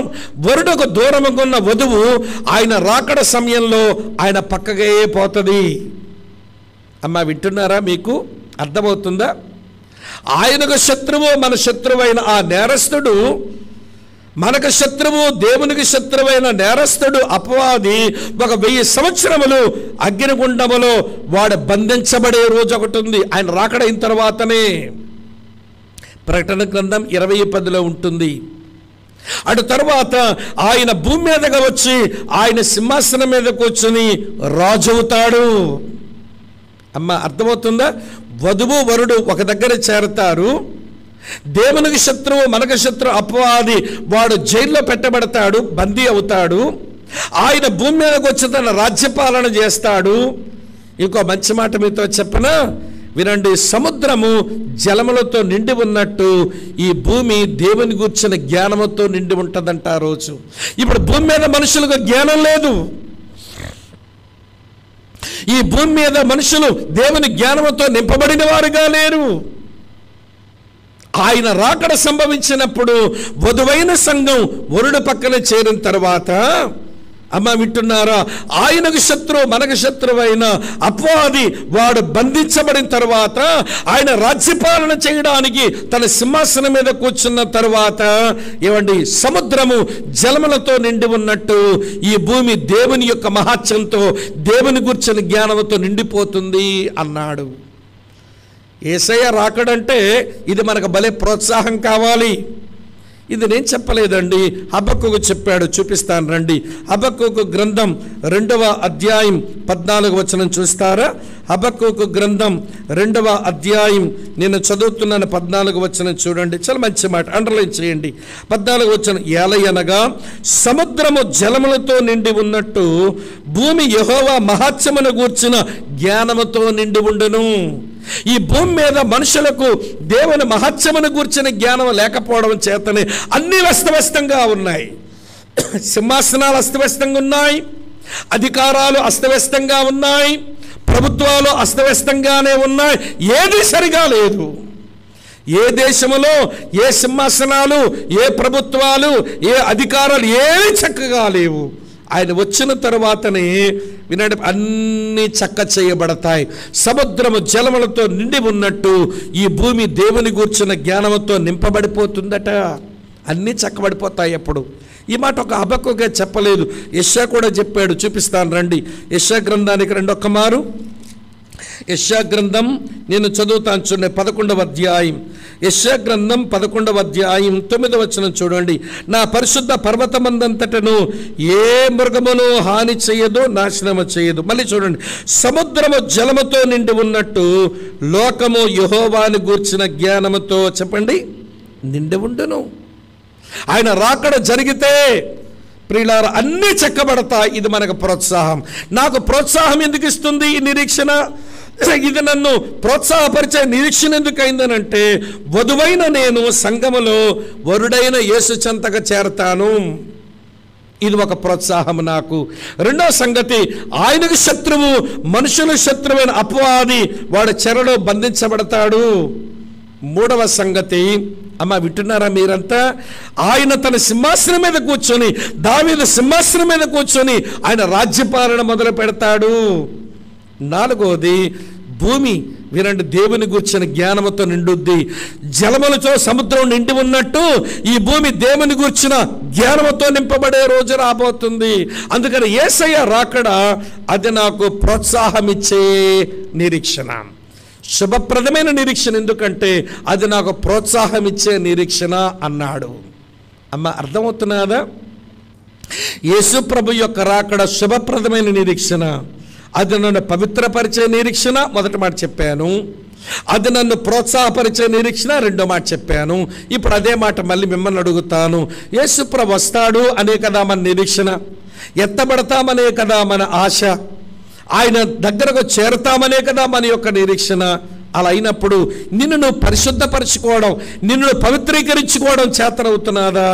ఆయన రాకడ సత్యాలను బట్టి నీ ఆధ్యాత్మిక జీవితంలో నిన్ను ప్రోత్సాహపరచుకోవడం నీకు చేతనవుతుందా? ఏమిటి నీ ప్రోత్సాహం? ఏమిటి నీ పవిత్రీకరణ? అది నీకు నువ్వుగానే ఈ రాత్రి ప్రభు సన్నిధిలో జవాబు చెప్పి మందిరం నుంచి బయటకు అడుగేయి. విశ్వాసగా నీవు ఆయన రాకడ సత్యం వెలుగులో ఆయన రాకడ నీకు శుభప్రదమైన నిరీక్షణ అయితే నిన్ను పవిత్రీకరించుకుంటున్నావా? Praise the lord. నిన్ను ప్రోత్సాహపరుచుకుంటున్నావా? మరి ప్రైజ్ ద లార్డ్. ఈ అనుభవం నీ దగ్గర లేకపోతే వినండి, పశ్చాత్తాపడి ప్రభు కృపను కోరుకోకుండా ఆయన సహాయం కోరుకోకుండా మందిరం దాటి అవతల అడుగేసే హక్కు నీకు లేదు. సరిచేసుకుందాం రండి. అందుకే కదా ఈ మీటింగ్లో మనకు. ఇంకెక్కువ చెప్పలేను, సమయం చాలదు కాబట్టి మూడో సంగతి చెప్తాను రండి. శుభప్రదమైన నిరీక్షణ నన్ను పవిత్రపరిచే నిరీక్షణ, శుభప్రదమైన నిరీక్షణ నన్ను ప్రోత్సాహపరిచే నిరీక్షణ, శుభప్రదమైన నిరీక్షణ నన్ను సవాలు చేసే నిరీక్షణ. ఇది challenging hope. Blessed hope is a challenging hope. శుభప్రదమైన నిరీక్షణ నన్ను సవాలు చేసే నిరీక్షణ. ఏంటి ఆ సవాలు? చదువుతాను చూడండి. తెస్సలోనికీయులకు రాసిన మొదటి పత్రిక 2వ అధ్యాయం, తెస్సలోనికీయులకు రాసిన మొదటి పత్రిక 2వ అధ్యాయం 19వ వచనం చూడండి. తెస్సలోనికీయులకు రాసిన మొదటి పత్రిక 2:19 ఎలా ఉంది? ఏలయనగా మా నిరీక్షణ అయినను ఆనందమైనను అతిశయ కిరీటమైనను ఏది? మన ప్రభు అయిన యేసు యొక్క రాకడ సమయమున ఆయన ఎదుట మీరే కదా అన్నాడు. ఈ శుభప్రదమైన నిరీక్షణ, యేసు ప్రత్యక్షమవుతాడు అని ఈ శుభప్రదమైన నిరీక్షణ నన్ను సవాలు చేసే నిరీక్షణ అని ఎందుకన్నానంటే, ఆయన ముందుకు వెళ్ళినప్పుడు, అక్క చెల్లి తమ్ముడు అన్న వినండి, ఆయన ముందుకు వెళ్ళినప్పుడు నీ ఆనందం నీకు కనబడాలి, నీ నిరీక్షణ నీకు కనబడాలి, నీ అతిశయం నీకు కనబడాలి. ఎవరు నీ ఆనందం, ఎవరు నీ అతిశయం, ఎవరు నీ నిరీక్షణ అని అంటే నీ ద్వారా ప్రభు దగ్గరకు వచ్చిన ఒక విశ్వాసే, నీ ద్వారా రక్షణలోనికి వచ్చిన ఒక విశ్వాసే. వినండి ప్రియులారా, మనమంతా ప్రభు రాకడ వస్తే బతుకుంటే ఎత్తబడతాము, చచ్చిపోతే పునరుత్థానం చెంది ఆయన దగ్గరగా చేరతాము. చేరిన రోజున ఇదిగో నా ఆనందం, ఇదిగో నా నిరీక్షణ, ఇదిగో నా అతిశయమని నువ్వు దేవుని ముందు చూపించుకోవడానికి నీ ద్వారా ప్రభువులోనికి వచ్చిన మనుషులు ఎవరైనా ఉన్నారంటావా?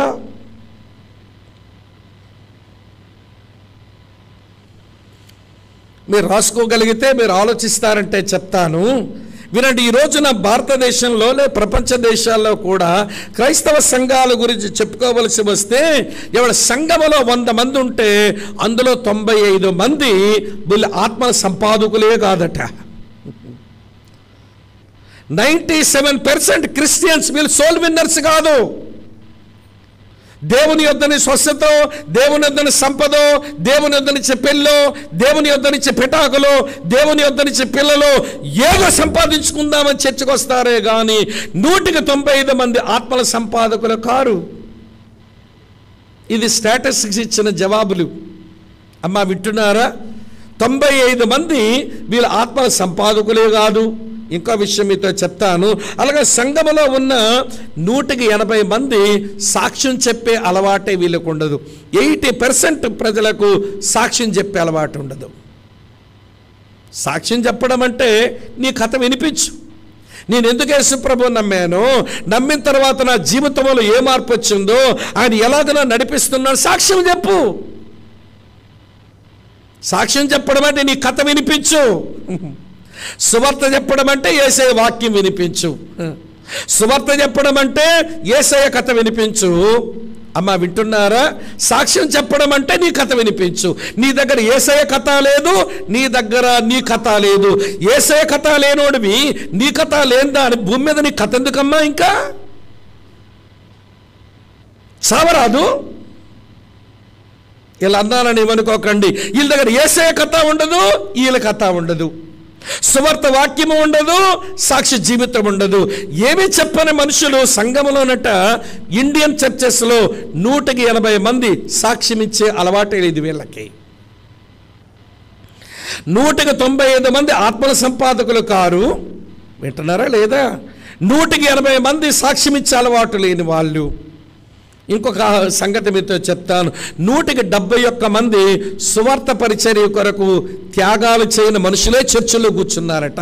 71% క్రిస్టియన్స్ వీళ్ళు ఎవాంజలిజం కొరకు, సంఘ సేవ కొరకు వారు కానుకలు ఇచ్చి ప్రోత్సహించే వాళ్ళుగా లేరట. ఇంతగా సువార్త చెప్పే వాళ్ళు ఎంతమంది ఉంటారంటే, వింటున్నారా లేదా మీరు? ఇదేమంటే 100కి 2 కంటే తక్కువ మందేనట. లెస్ దాన్ 2% ఎవాంజలిజం చేస్తారు చర్చిలో. గట్టిగా ఉంటే 2, లేకపోతే 1-2 మధ్య ఊగుసలాడుతూ ఉంటుంది మన డోలాయనం, మన ముళ్ళు, మన వాచి మీద. 2 లేకపోతే 1. అరే 100 మంది ఉన్న సంఘములోనే ఇలా తగలబడితే, అమ్మ వింటున్నారా అంటే 200 మంది ఉంటే నలుగురు అంటే తక్కువే సువార్త చెప్తారన్నమాట. 300 మంది ఉన్న సంఘంలో 6 కంటే తక్కువ మంది సువార్త చెప్తుంటారన్నమాట. అసలు క్రైస్తవ జీవితానికి సువార్త చెప్పడం అనేది గుండు చప్పుడు కదా. నీ గుండాగిపోయిందే. బిల్లీ గ్రామ్ అన్నాడు, సువార్త ప్రకటించడం అది నా హార్ట్ బీట్ అన్నాడు. అందుకని కొన్ని లక్షల మందికి సువార్తను ప్రకటించి అనేకులను ప్రభువులోకి నడిపించిన పెద్ద ఆయన. ఈ రోజున సువార్త చెప్పడం అనేది నా గుండె చప్పుడు. నేను సువార్త చెప్పలేకపోతే నా గుండె చప్పుడు ఆగిపోయినట్టే అనుకున్నారు. ఆ తరం ఈ తరానికి ఏం పట్టదు. యేసయ్య రాకడా నిన్ను ఛాలెంజ్ చేయాలి. ఏమో తెలుసు, అందుకే ఇది ఛాలెంజింగ్ హోప్ అన్నాను. ఇది ఏమండి నీకు సవాలు చేసే నిరీక్షణ అని చెప్పాల్సి వచ్చింది. అరే నేను ప్రభు ముందుకు వెళ్ళి నిలబడినప్పుడు నా సాక్ష్యం వలన, నేను చెప్పిన సువార్త వలన, ఇగో నేను ప్రభువులోకి తెచ్చుకున్న ఈ మనిషే నా నిరీక్షణ, ఆ మనిషే నా ఆనందం, ఆ మనిషే నా అతిశయమని దేవుని చూపుకోవడానికి ఎవడైనా ఉంటాడా? ఇక్కడ 2-3 విషయాలు చెప్పాలనిపిస్తున్నది. ఎందుకు ఈ రోజున క్రైస్తవ సంఘంలో క్రైస్తవులు ఆత్మల సంపాదకులుగా లేరు? ఎందుకు వీరు సువార్త చెప్పరు అంటే, ఒక విషయం మొదట చెప్తాను వినండి. వీరికి ఆత్మను గూర్చిన స్పృహ లేదు. మనిషి లోపల దేవుడు ప్రేమించే ఒక ఆత్మ ఉందని స్పృహే లేదు. యేసుప్రభు లూకా సువార్త 16వ అధ్యాయంలో మనిషి అన్నాక వాడి లోపల ఆత్మ ఉంటుంది, వాడు దేవుని విశ్వాసం ఉంచిన వాడైతే అటు అబ్రాము రొమ్ముకు వస్తాడు, దేవుని విశ్వాసం ఉంచిన వాడైతే పాతాళములో పడతాడని యేసుప్రభు చెప్పి ఆయన నశించిన దానిని నేను వెదక రక్షించడానికి వచ్చినాను అన్నాడు. లూకా 19:10 కదా. ఆత్మ గూర్చిన స్పృహ ఉన్నవాడు యేసు. ఈ రోజున క్రైస్తవులకు మన చుట్టూ ఉన్న మనుషులు, మన కుటుంబంలో ఉన్న సభ్యులు, వారి లోపల ఆత్మ ఉంది, దాని విషయమై దేవుడు పట్టింపు కలిగి ఉన్నాడు అని స్పృహ లేదు మనకి. ఆ మనిషిని చూసినప్పుడు ఇనప మొక్క అనుకుంటున్నా, కర్ర మొక్క అనుకుంటున్నామేమో కానీ వాడు లోపల ఆత్మ ఉంది, ఆ ఆత్మ రక్షించబడాలి అనేది స్పృహే పోయింది మనకు. అందుకని 195 మంది ఆత్మల సంపాదకులు కాదు, 180 మంది సాక్ష్యమిచ్చే అలవాటు లేదు, 171 మంది సువార్త పనికి సాకారులు కారు. 100 మంది ఉంటే 2 మాత్రమే, అది కూడా కొంచెం అప్పుడప్పుడు తక్కువే, సువార్త పనిలో ఉంటారు, సాక్ష్యం చెప్తారు, కొత్త వాళ్ళ మందిరం తీసుకొస్తారు. ఇక్కడ ఉన్నారా లేదా? ఆత్మను కూర్చొని స్పృహ లోపిస్తుంది కొంతమందికి. ఇంకొక కారణం చెప్తా, ఎందుకు మనం సువార్త ప్రకటించమనంటే వినండి, ఆత్మ యొక్క విలువ మనకు అర్థం కాలేదు. యేసయ్య అన్నాడు, ఒకడు లోకమంతా సంపాదించుకొని తన ప్రాణమును పోగొట్టుకుంటే వాడికి ఏం ప్రయోజనం? లోకమంతా ఒకవైపు వేసిన, ఒకరి యొక్క ఆత్మ ఒకవైపు వేసిన. యేసయ్య దృష్టిలో దేనికి విలువ ఎక్కువ తెలుసా? ఒక మనిషి యొక్క ఆత్మకే విలువ, లోకమంతటిని పెద్ద విలువగా ఎంచలేదు ఆయన. అందుకనే పందులు ఏమండి అక్కడ ఉన్నాయి, దెయ్యాలు కలిగినోడు ఒకడు ఉంటే దెయ్యాలు అడిగాయి, యేసు దేవుని పరిశుద్ధుడా, మా సమయం ఇంకా రాలేదు కదా, అప్పుడే మమ్మల్ని నశింప చేయడానికి వచ్చావా? నువ్వు అవకాశం ఇస్తే పందులో పోతామంటే ఏమండి కొన్ని 100 పందులు సముద్రంలో పడి చావడానికని ఒప్పుకున్నాడు, కానీ వీడు రక్షించబడాలని కోరుకున్నాడు. ఏం తెలియదా ఈ స్టోరీ మనకు? మరి నీ భర్తలో ఉన్న ఆత్మ విలువ దేవుని దృష్టిలో ఎక్కువని, నీ కడుపున పుట్టిన పిల్లల యొక్క ఆత్మలు దేవుని దృష్టిలో విలువైనవని ఎప్పుడైనా ఇచ్చామా? నీ కూతురు గ్లాస్ పడేసింది, తిరిగిపోయింది. మా తల్లే ఎంత బాగా గ్లాస్ పగలగొట్టావే, పోతే పోయిందిలే పాప రామ్మని నీ కూతుర్ని కౌగిలించుకొని ఎప్పుడు ఇలా చెయ్యొద్దని బొజ్జగిని చెప్తావా? చెప్పవు. జుత్తు పట్టుకొని పడి వేసి గ్లాస్ పగలగొడతావే, పనికి మాలిన పిల్ల. గ్లాసు పగిలిపోయిందట, నీకు ఒళ్ళు మండుద్ది. దాని ఆత్మ నరకానికి పోతుంది, నీకు నొప్పి లేదే? గ్లాసు పగిలింది, నీకు భలే కోపం వచ్చింది. ఆ పిల్ల ఆత్మ నాశనానికి పోతుంది, నొప్పి లేదే? ఆత్మ విలువని ఎరగని క్రైస్తవులు, ఆత్మను కూర్చొని స్పృహ లోపించింది. ఆత్మ యొక్క, వింటున్నారా లేదా మీరు? అర్థమవుతుందో వ్యర్థమవుతుందో? ఆత్మ యొక్క విలువ మనకు తెలియటం లేదు. అందుకే మన ఆత్మల సంపాదకులుగా లేము. ఇంకో మాట మీతో చెప్పనా? ఇంకో సంగతి, ఎందుకు ఈనాటి క్రైస్తవులు సువార్త వీరు చెప్పడం లేదు అని అంటే, వీళ్ళకి కనికరమే లేదు. కనికరం, ల్యాక్ ఆఫ్ కంపాషన్. యేసుప్రభువారు అన్నారు, వీరు కాపరలేని గొర్రెల వలె విసుగ చెదరముండుట చూచి ఆయన కనికరపడి అని రాస్తుంది. Jesus moved with compassion. ఆయన కనికరముతో కదిలిపోయాడట. ఈరోజు నశించాత్మలు చూస్తున్నప్పుడు కనికరమే లోపించింది మన దగ్గర. అందుకని సువార్త చెప్పాం.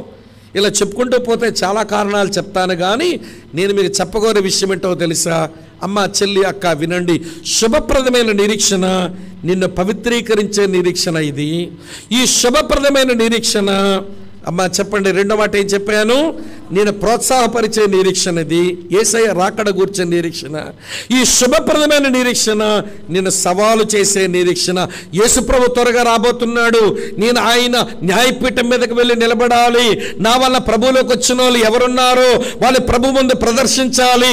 వాళ్ళే నా కిరీటం, వాళ్ళే నా ఆనందం, వాళ్ళే నా అతిశయమని చూపించుకోవడానికి ఎవరైనా సంపాదించుకున్నావా? బిగుసుకుంటున్నారు. చెప్తాను, వినండి, రిలాక్స్ అవ్వండి. ఈ సంవత్సరం డిసెంబర్ నెలలో పెళ్ళి అవుతుంది. ఏది? 2023 డిసెంబర్ నెలలో కుర్రగాడికి పిల్లకే పెళ్ళి అయ్యింది. 2024లో ఆ భార్యాభర్తలు మళ్ళీ మీటింగ్లో కనబడగానే నీ డైలాగ్ ఏంటో చెప్పనా? ఏంటి, ఏమీ లేదా అంటే అర్థం ఏంటి? ఏం తమ్ముడు, పిల్లా జల్లా కలగలేదా అనే కదా నీ ప్రశ్న. వాళ్ళు అన్నారు, పాపం విచారమైన ముఖం పెట్టి లేదా అంటే అన్నారు, పెళ్ళి సంవత్సరం అయిందిగా అప్పుడే తొందర ఏంటి అని ఒక ఉచిత సలహా పడేసి వెళ్ళిపోయావు. 2025 డిసెంబర్లో మళ్ళీ కనబడ్డారు వాళ్ళు. కనబడగానే మళ్ళీ నీ డైలాగ్ ఏంటో తెలుసా? ఏంటి, ఏమీ లేదా అంటే లేదా అంటే అన్నది. పాపం అనగానే మన కాకినాడలో గైనకాలజిస్ట్ ఉంది ఆవిడ దగ్గర చూపించుకోండి, మంచి డాక్టర్ అమ్మా, ఒక ఉచిత సలహా ఒకటి పడేసి వెళ్ళిపోమన్నావు. సరే, 2026 డిసెంబర్లో కనబడ్డారు. కనబడగానే ఇద్దరు ఒట్టిగానే వచ్చారు మీటింగ్కి. మళ్ళీ నీ డైలాగ్ ఏంటి, ఏమీ లేదా అన్నావు. ఏమీ లేదన్నారు. మరి నేను చెప్పిన డాక్టర్ దగ్గరికి వెళ్ళారా? వెళ్ళి చూపించుకున్నావా ఆంటీ అన్నారు. అనగానే అయినా ఇంకెలాగే ఉన్నారా అని అన్నట్టు పెట్టి ఇటు ముఖం తిప్పి అంటది, ఏమండి ఆంటీ గారు గుడ్డోలేమో ఇల్లు, నీ చెప్పిన డాక్టర్ దగ్గరికి వెళ్ళాక కూడా వీళ్ళు పిల్లలు కలగలేదంటే వీళ్ళు గుడ్డోలు కాదు, వీళ్ళు గుడ్డు బతుకుతున్నారు అని వాళ్ళు కించపరుస్తారు. ఈరోజు క్రైస్తవ సంఘంలో ఎంతమంది గుడ్డు రకాలు ఉంటారో, గుడ్డు మనుషులు. వినండి, మనకి ఛాలెంజింగ్గా ఉండదా? ఏమంటే ఆంధ్ర యేసయ్యతో కొద్ది నిమిషాలు గడిపాడు. వెంటనే పేతురు దగ్గరికి వెళ్ళి, సహోదరుడా, లేఖనాల్లో ఉన్న మెస్సియాను కనుగొన్నాం రా అని పేతురుని తీసుకొచ్చేశాడు. ఫిలిప్ ఏమో కొద్ది నిమిషాలు యేసయ్యతున్నాడు. నతనయేలు దగ్గరికి వెళ్ళి అన్నాడు, సహోదరుడా, ధర్మశాస్త్రము, ప్రవక్తల గ్రంథాలు, కీర్తన గ్రంథం ఏ మెస్సియా కొరగా చెప్పినారో ఆయన నజరేతు వాడైన యేసు ఆయన రా ఆయన దగ్గరికి తీసుకొచ్చేశాడు. యేసయ్యతో పాటు కొద్ది క్షణాలు గడిపింది సమరయ స్త్రీ. ఊర్లోకి పోయి అంటుంది, నేను చేసినవన్నీ నాతో చెప్పిన మనిషిని చూడరండని ఆళ్ళు తీసుకొచ్చేసింది. పలుకుబడలేని మనుషులందరూ చేదరించుకున్న ఆడది ఎంతమందిని తెస్తే, ఫిలిప్ ఏమో స్నేహితుడిని తెస్తే, ఆంధ్ర ఏమో అన్నదమ్ముడిని తెస్తే, ఈ రోజు వరకు ప్రభుత్వం ఇంతకాలమైంది, నీ వల్ల ఎవరు వచ్చారంటావు? నీ వలన ఎవరు వచ్చారు? విశ్వాసి ఆయన రాకడ విషయానికి వచ్చేసరికి ఆయన రాకడ నీకు సవాలు చేసే నిరీక్షణ అవ్వాలి. ఏమని సవాలు చేయాలో తెలుసా? యేసయ్య రాకడలో ఆయన ముందు నిలబడినప్పుడు నీ ఆనందం ఎవరు, నీ అతిశయం ఎవరు, నీ కిరీటం ఎవరు? నీ ఆనందం ఎవరు, నీ అతిశయం ఎవరు, నీ కిరీటం ఎవరు? చూపించుకుంటావా యేసయ్యకు? వినండి, లేఖనము చెబుతుంది, ఈ శుభప్రదమైన నిరీక్షణ మనల్ని పవిత్రపరిచే నిరీక్షణ, ఈ శుభప్రదమైన నిరీక్షణ మనల్ని ప్రోత్సహించే నిరీక్షణ, ఈ శుభప్రదమైన నిరీక్షణ అమ్మ ఇది మనకు సవాలు చేసే నిరీక్షణ. ఇంతకంటే ఎక్కువ చెప్పలేను, నా టైం వస్తుంది. 4వ సంగతి చెప్తాను రండి. 4వ సంగతి ఏంటో తెలుసా? ఈ శుభప్రదమైన నిరీక్షణ మనల్ని సమైక్యపరిచే నిరీక్షణ. Blessed hope is unifying hope అని అంటారు.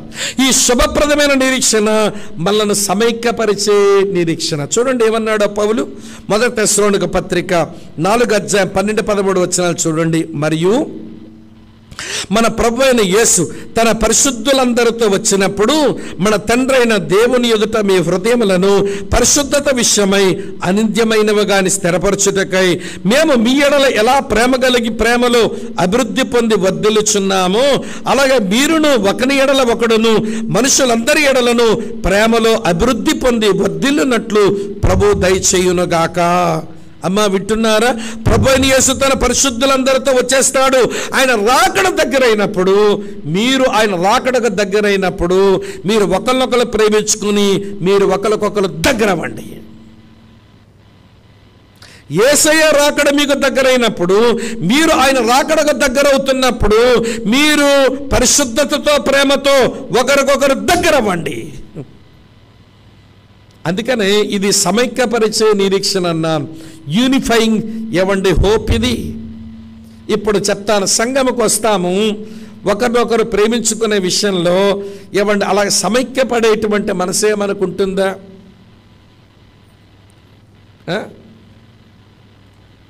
హెబ్రీ పత్రిక 10:25 అన్నాడు, ఆ దినము సమీపించిన కొలది, ఆయన రాకడ సమయం సమీపించిన కొలది కొందరు మానుకొని చున్నట్టుగా సమాజంగా కూడుకుంట మానక మీరు ఒకరినొకరు ప్రేమించుకోవడానికి, ఒకరినొకరు పురుగొల్పుకోవడానికి, ఒకరినొకరు ప్రియులారా ఏమంటే రేపుకోవడానికి రండి అన్నాడు.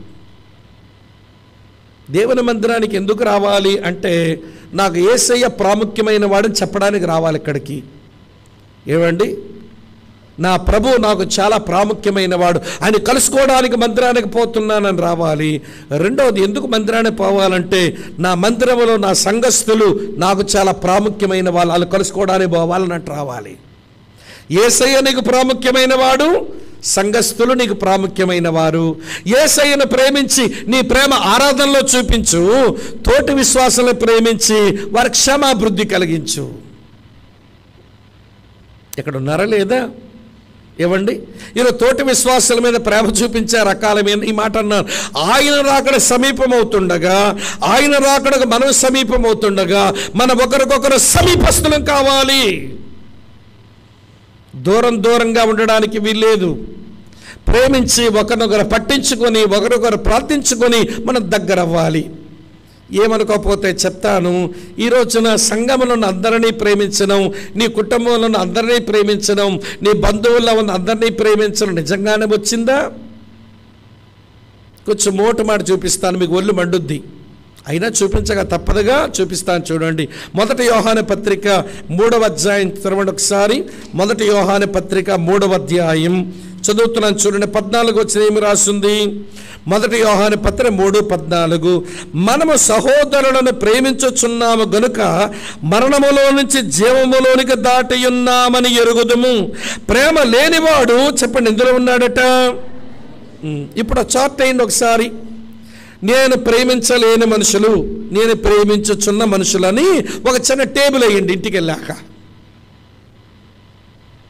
నువ్వు ప్రేమించలేని మనుషుల్లో మీ అత్తమ్మ ఉంటుందేమో, లేకపోతే మీ కోడల పిల్ల ఉంటుందేమో, లేకపోతే మీ అన్నదమ్ముడు ఉంటాడేమో, లేకపోతే మీ వదినమ్మ ఉంటుందేమో, లేకపోతే మీ ఆడపడుచు ఉంటుందేమో, లేదా సంఘస్థుల్లో మరొక సిస్టర్ గారు మరి బ్రదర్ గారు ఉంటారేమో. నేను ప్రేమించలేని మనుషులు అనే జాబితా కింద ఒక్క పేరు వచ్చినా నువ్వు ఇంకా మరణములోనే ఉన్నావు, జీవంలోకి దాటి రాలేదు అన్నాడు. ఏ చాట్ ఇంటికి వెళ్ళి నీకు దమ్ముంటే ఇంటికెళ్ళి డయాగ్రామ్ వేసుకో.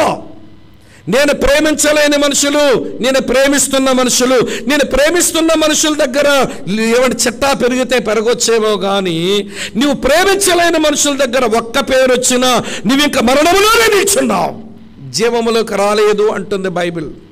నా మాట కాదు, ఇప్పుడు చదివిన వచనం చెబుతుంది స్పష్టంగా. అందరినీ ప్రేమిస్తావు, నీ తోటికోడల్ని ప్రేమించవే? అందరినీ ప్రేమిస్తావు, ఆడపడుచుని ప్రేమించవే? సంఘంలో కొందరిని ప్రేమిస్తావు, కొందరితో సరిగా ఉండవే? ఆయన ప్రైజ్ ది లార్డ్ అని ప్రేమతో పలకరిస్తే, నీకు జబ్బు ఉందా, మెడకాయ జబ్బు తిప్పుతున్నావు ఇట్లా? పని మగాళ్ళు మెడకాయ ఇట్లా తిప్పుతారు, కానీ ఆడమ్మలు ఉంటారు, వీళ్ళకి దండం పెట్టాలి. ప్రైజ్ ది లార్డ్ ముఖమంతా చిట్లించుకొని పెదాలు ఇచ్చుకుంటూ పోతూ ఉంటుంది. అరే, ప్రేమతో పలకరించిందే నా సహోదరి. ప్రైజ్ ది లార్డ్ సిస్టర్, బాగున్నారా? మీ కొర ప్రార్థన చేస్తున్నాను, నా కొర ప్రార్థన చేస్తున్నారా? మీరు టైంకి వచ్చారు, రండి ప్రార్థన చేసుకుందాం, పాస్టర్ గారు వచ్చేలోపు మోకరిద్దాం అని మందిరా తీసుకొచ్చి మోకరింపజేసే అలవాటు నీకు లేదు. పలకరిస్తేనే ముఖం చిట్లించుకుంటావు. దొమ్మలగుండ ముఖం వేసుకున్నాం. దొమ్మలగుండ దానా? దొమ్మలగుండ అంటే నక్క ముదిరితే దొమ్మలగుంట, ముసలి నక్క ఉంటుందే దొమ్మలగుండ అంటాం మేము. ఇలాంటి మొక్కలు వేసుకుని కూర్చుంటారు సంఘాల్లో. మీరు మరణంలోంచి జీవంలోకి ఎట్లొచ్చామని చెప్పుకుంటారు చెప్పండి? నేను ప్రేమించలేని ఒక మనిషి నా జీవితంలో ఒకడు మిగిలిన, నేను మరణంలోంచి జీవములోనికి వచ్చినట్టు కాదు, నేను ఇక మరణములోనే నిలిచి ఉన్నాను. ఇది క్రైస్తవుడికి అర్థమైతే ఈ వచనం మీద కొంచెం ధ్యానం చేస్తే, అమ్మ వింటున్నారా, యూనిఫై అవ్వడం అనగా సంఘటితం అవ్వడం, లేదా ఒకరికొకరు దగ్గర అవ్వడం ఏంటో మనకు బోధపడుతుంది. నా ప్రభు త్వరగా రాబోతున్నాడు కనుక మేము మిమ్మల్ని ప్రేమించడంలో ఎలాగా మేము అభివృద్ధి చెందామో మీరు ఒకనొకడు ప్రేమించడంలో అభివృద్ధి చెందండి. మీరు ఒకవేళ ఎవరైనా మీరు ప్రేమించలేని మనుషులుగా మిగిలిపోతే మీరు మరణంలోంచి జీవములోకి వచ్చినట్టు కాదు, మీరు ఇంకా మరణములోనే నిలుచున్నారని తెలుసుకోండి. ఆ స్టేట్మెంట్ చదివినప్పుడు వినండి, ఒళ్ళు వణికింది. ఏమండి, చాలామంది కనబడుతున్నారు అనిపించింది నాకు మొట్టమొదటి వచనం చదివినప్పుడు. ప్రభువా, నీవు ఎలాగైతే నీ శత్రువునైన నన్ను ప్రేమించావో నేను కూడా వారిని ప్రేమించే కృప నాకివ్వా. నేను ప్రేమించలేను. వాళ్ళు నా కీడు చేశారు, వాళ్ళేమో చెడ్డ మాటలు పలికారు, వారు నన్ను అవమానపరిచారు, నా మీద వాళ్ళు నిందలు వేశారు, నా మీద లేనిపోని మాట్లాడుకున్నారు. కానీ నీవు ప్రేమించినట్లుగా వారిని ప్రేమించే కృప నాకివ్వా. నీరు అక్కడ దగ్గర అవుతుండగా నేను కూడా వాళ్ళకి దగ్గర అవ్వాలిగా ప్రేమతో. అమ్మ బాధపడుతుందా? శుభప్రదమైన నిరీక్షణ మనల్ని పవిత్రపరిచే నిరీక్షణ అవ్వాలి. శుభప్రదమైన నిరీక్షణ మనల్ని ప్రోత్సహించే నిరీక్షణ అవ్వాలి. శుభప్రదమైన నిరీక్షణ మన సవాలు చేసే నిరీక్షణ అవ్వాలి.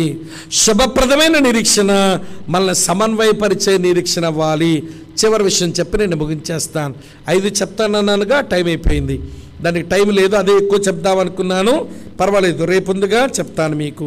అమ్మ వినండి, యేసు ప్రభు యొక్క రాకడ అది మనకు శుభప్రదమైన నిరీక్షణ.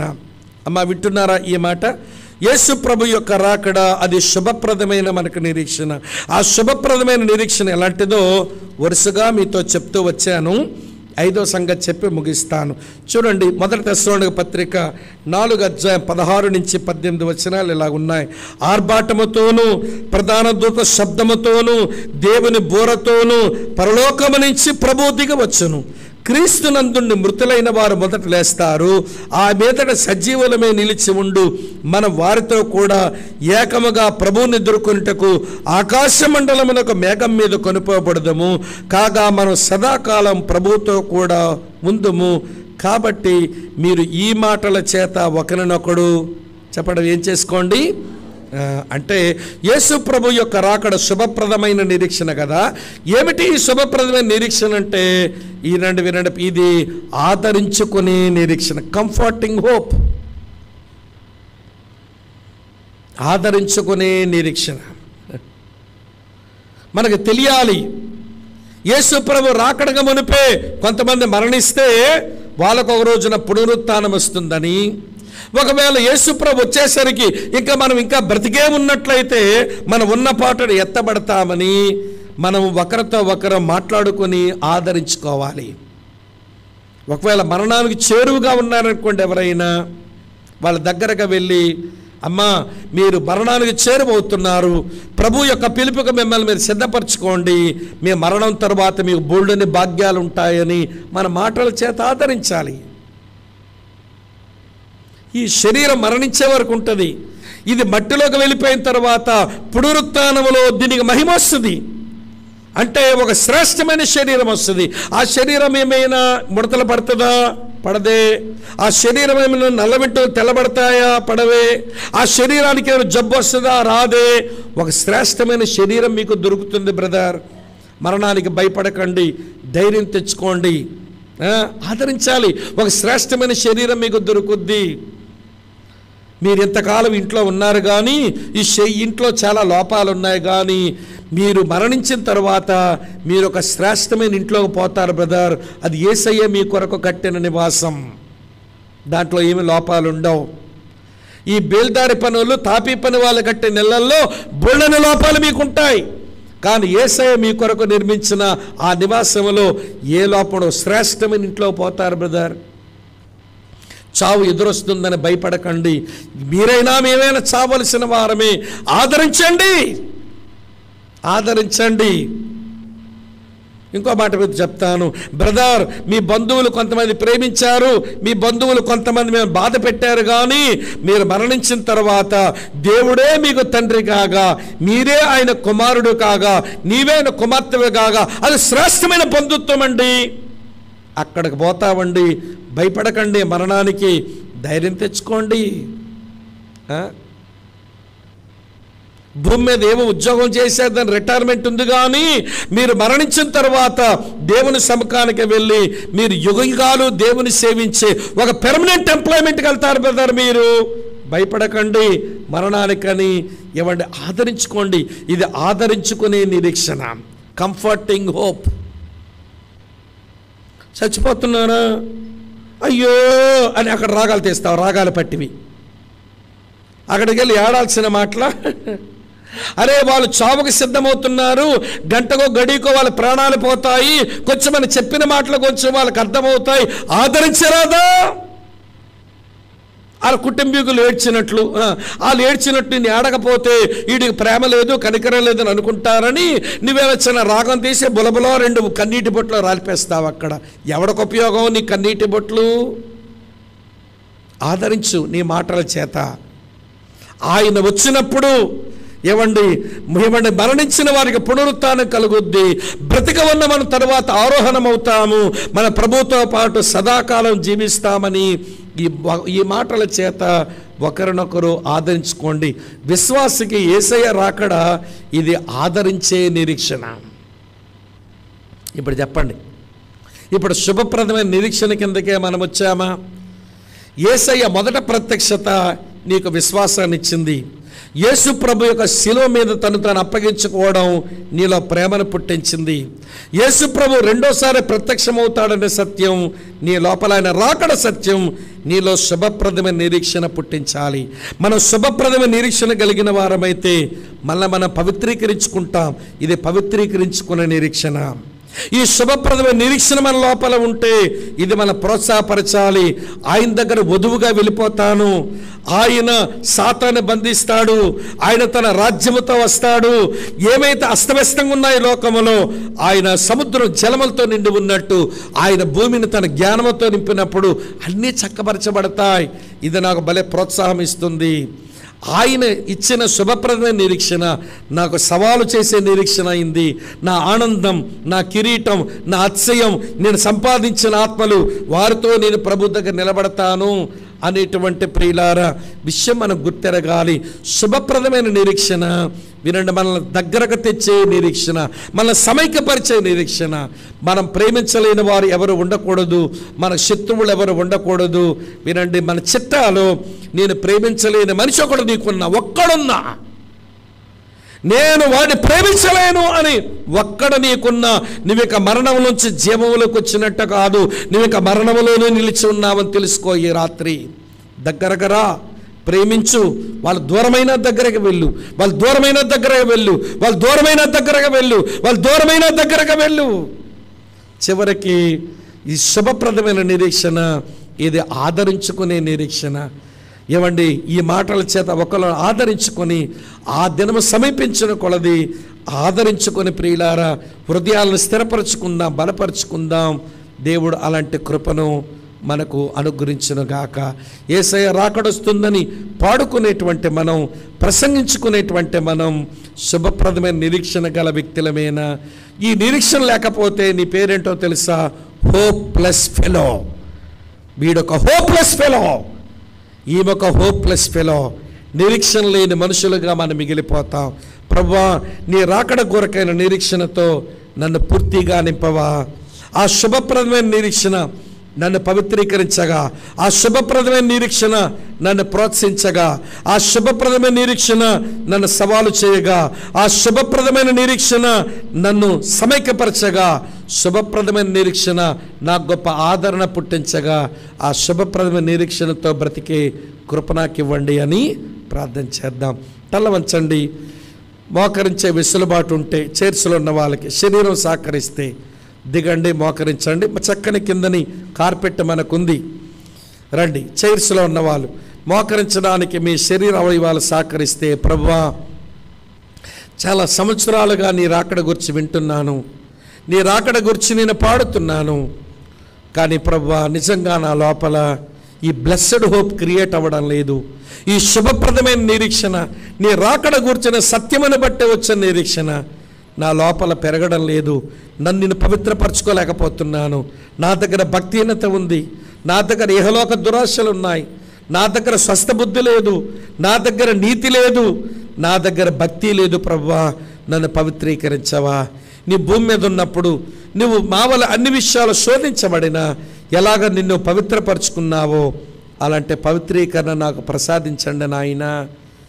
ప్రభువా, నువ్వు రాబోతున్నావు, ఇది నాకు ప్రోత్సాహకరమైన నిరీక్షణ అవ్వాలి. నేను నీ పక్కనొచ్చి నిలుచుంటా, నువ్వు నీ సింహాసనం మీద కూర్చుంటావు, సాతానుని బంధిస్తావు, భూమిని నీ జ్ఞానంతో నింపేస్తావు, అన్నీ చక్కబడతాయి ఆ రోజున. ఈ సత్యము నన్ను ప్రోత్సాహపరచనివ్వండి నాయనా. ప్రభువా, మేము సవాలు చేయబడుతున్నావు, నువ్వు వస్తావు. మా ఆనందం ఎవరైనా ఉంటారా? మా అతిశయం అక్కడ ఎవరైనా ఉంటారా? మా కిరీటం అక్కడ ఎవరైనా ఉంటారా? నేను నీ కథ వినిపించగా, నేను నా కథ వినిపించగా, నీ నమ్ముకునే వాళ్ళు నా జీవితం ద్వారా ఎవరైనా ఉండాలి కదా.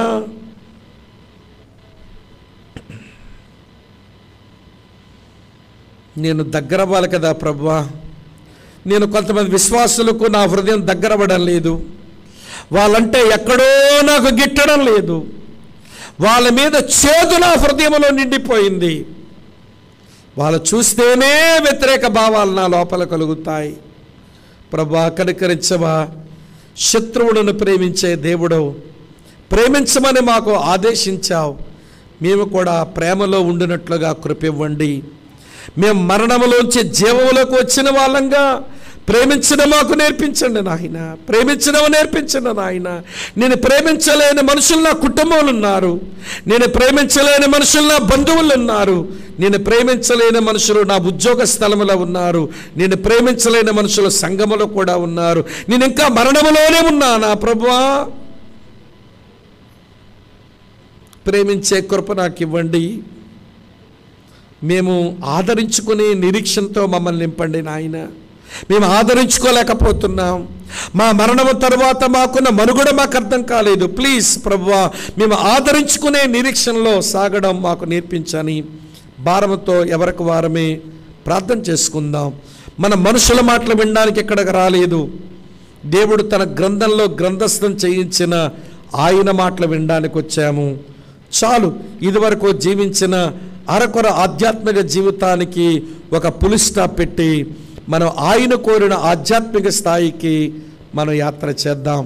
అలా ప్రార్థనలో ఉంటుండగా దైవజనుడు ప్రార్థన చేసి దీవెనిచ్చి పంపిస్తారు. మనసు ఇటట్టు చెల్లించకుండా, పరధ్యానములకు వెళ్లకుండా విన్న ఈ సత్యాలతో ఎవరికి వారే ప్రార్థన చేసుకునండి. ప్రార్థన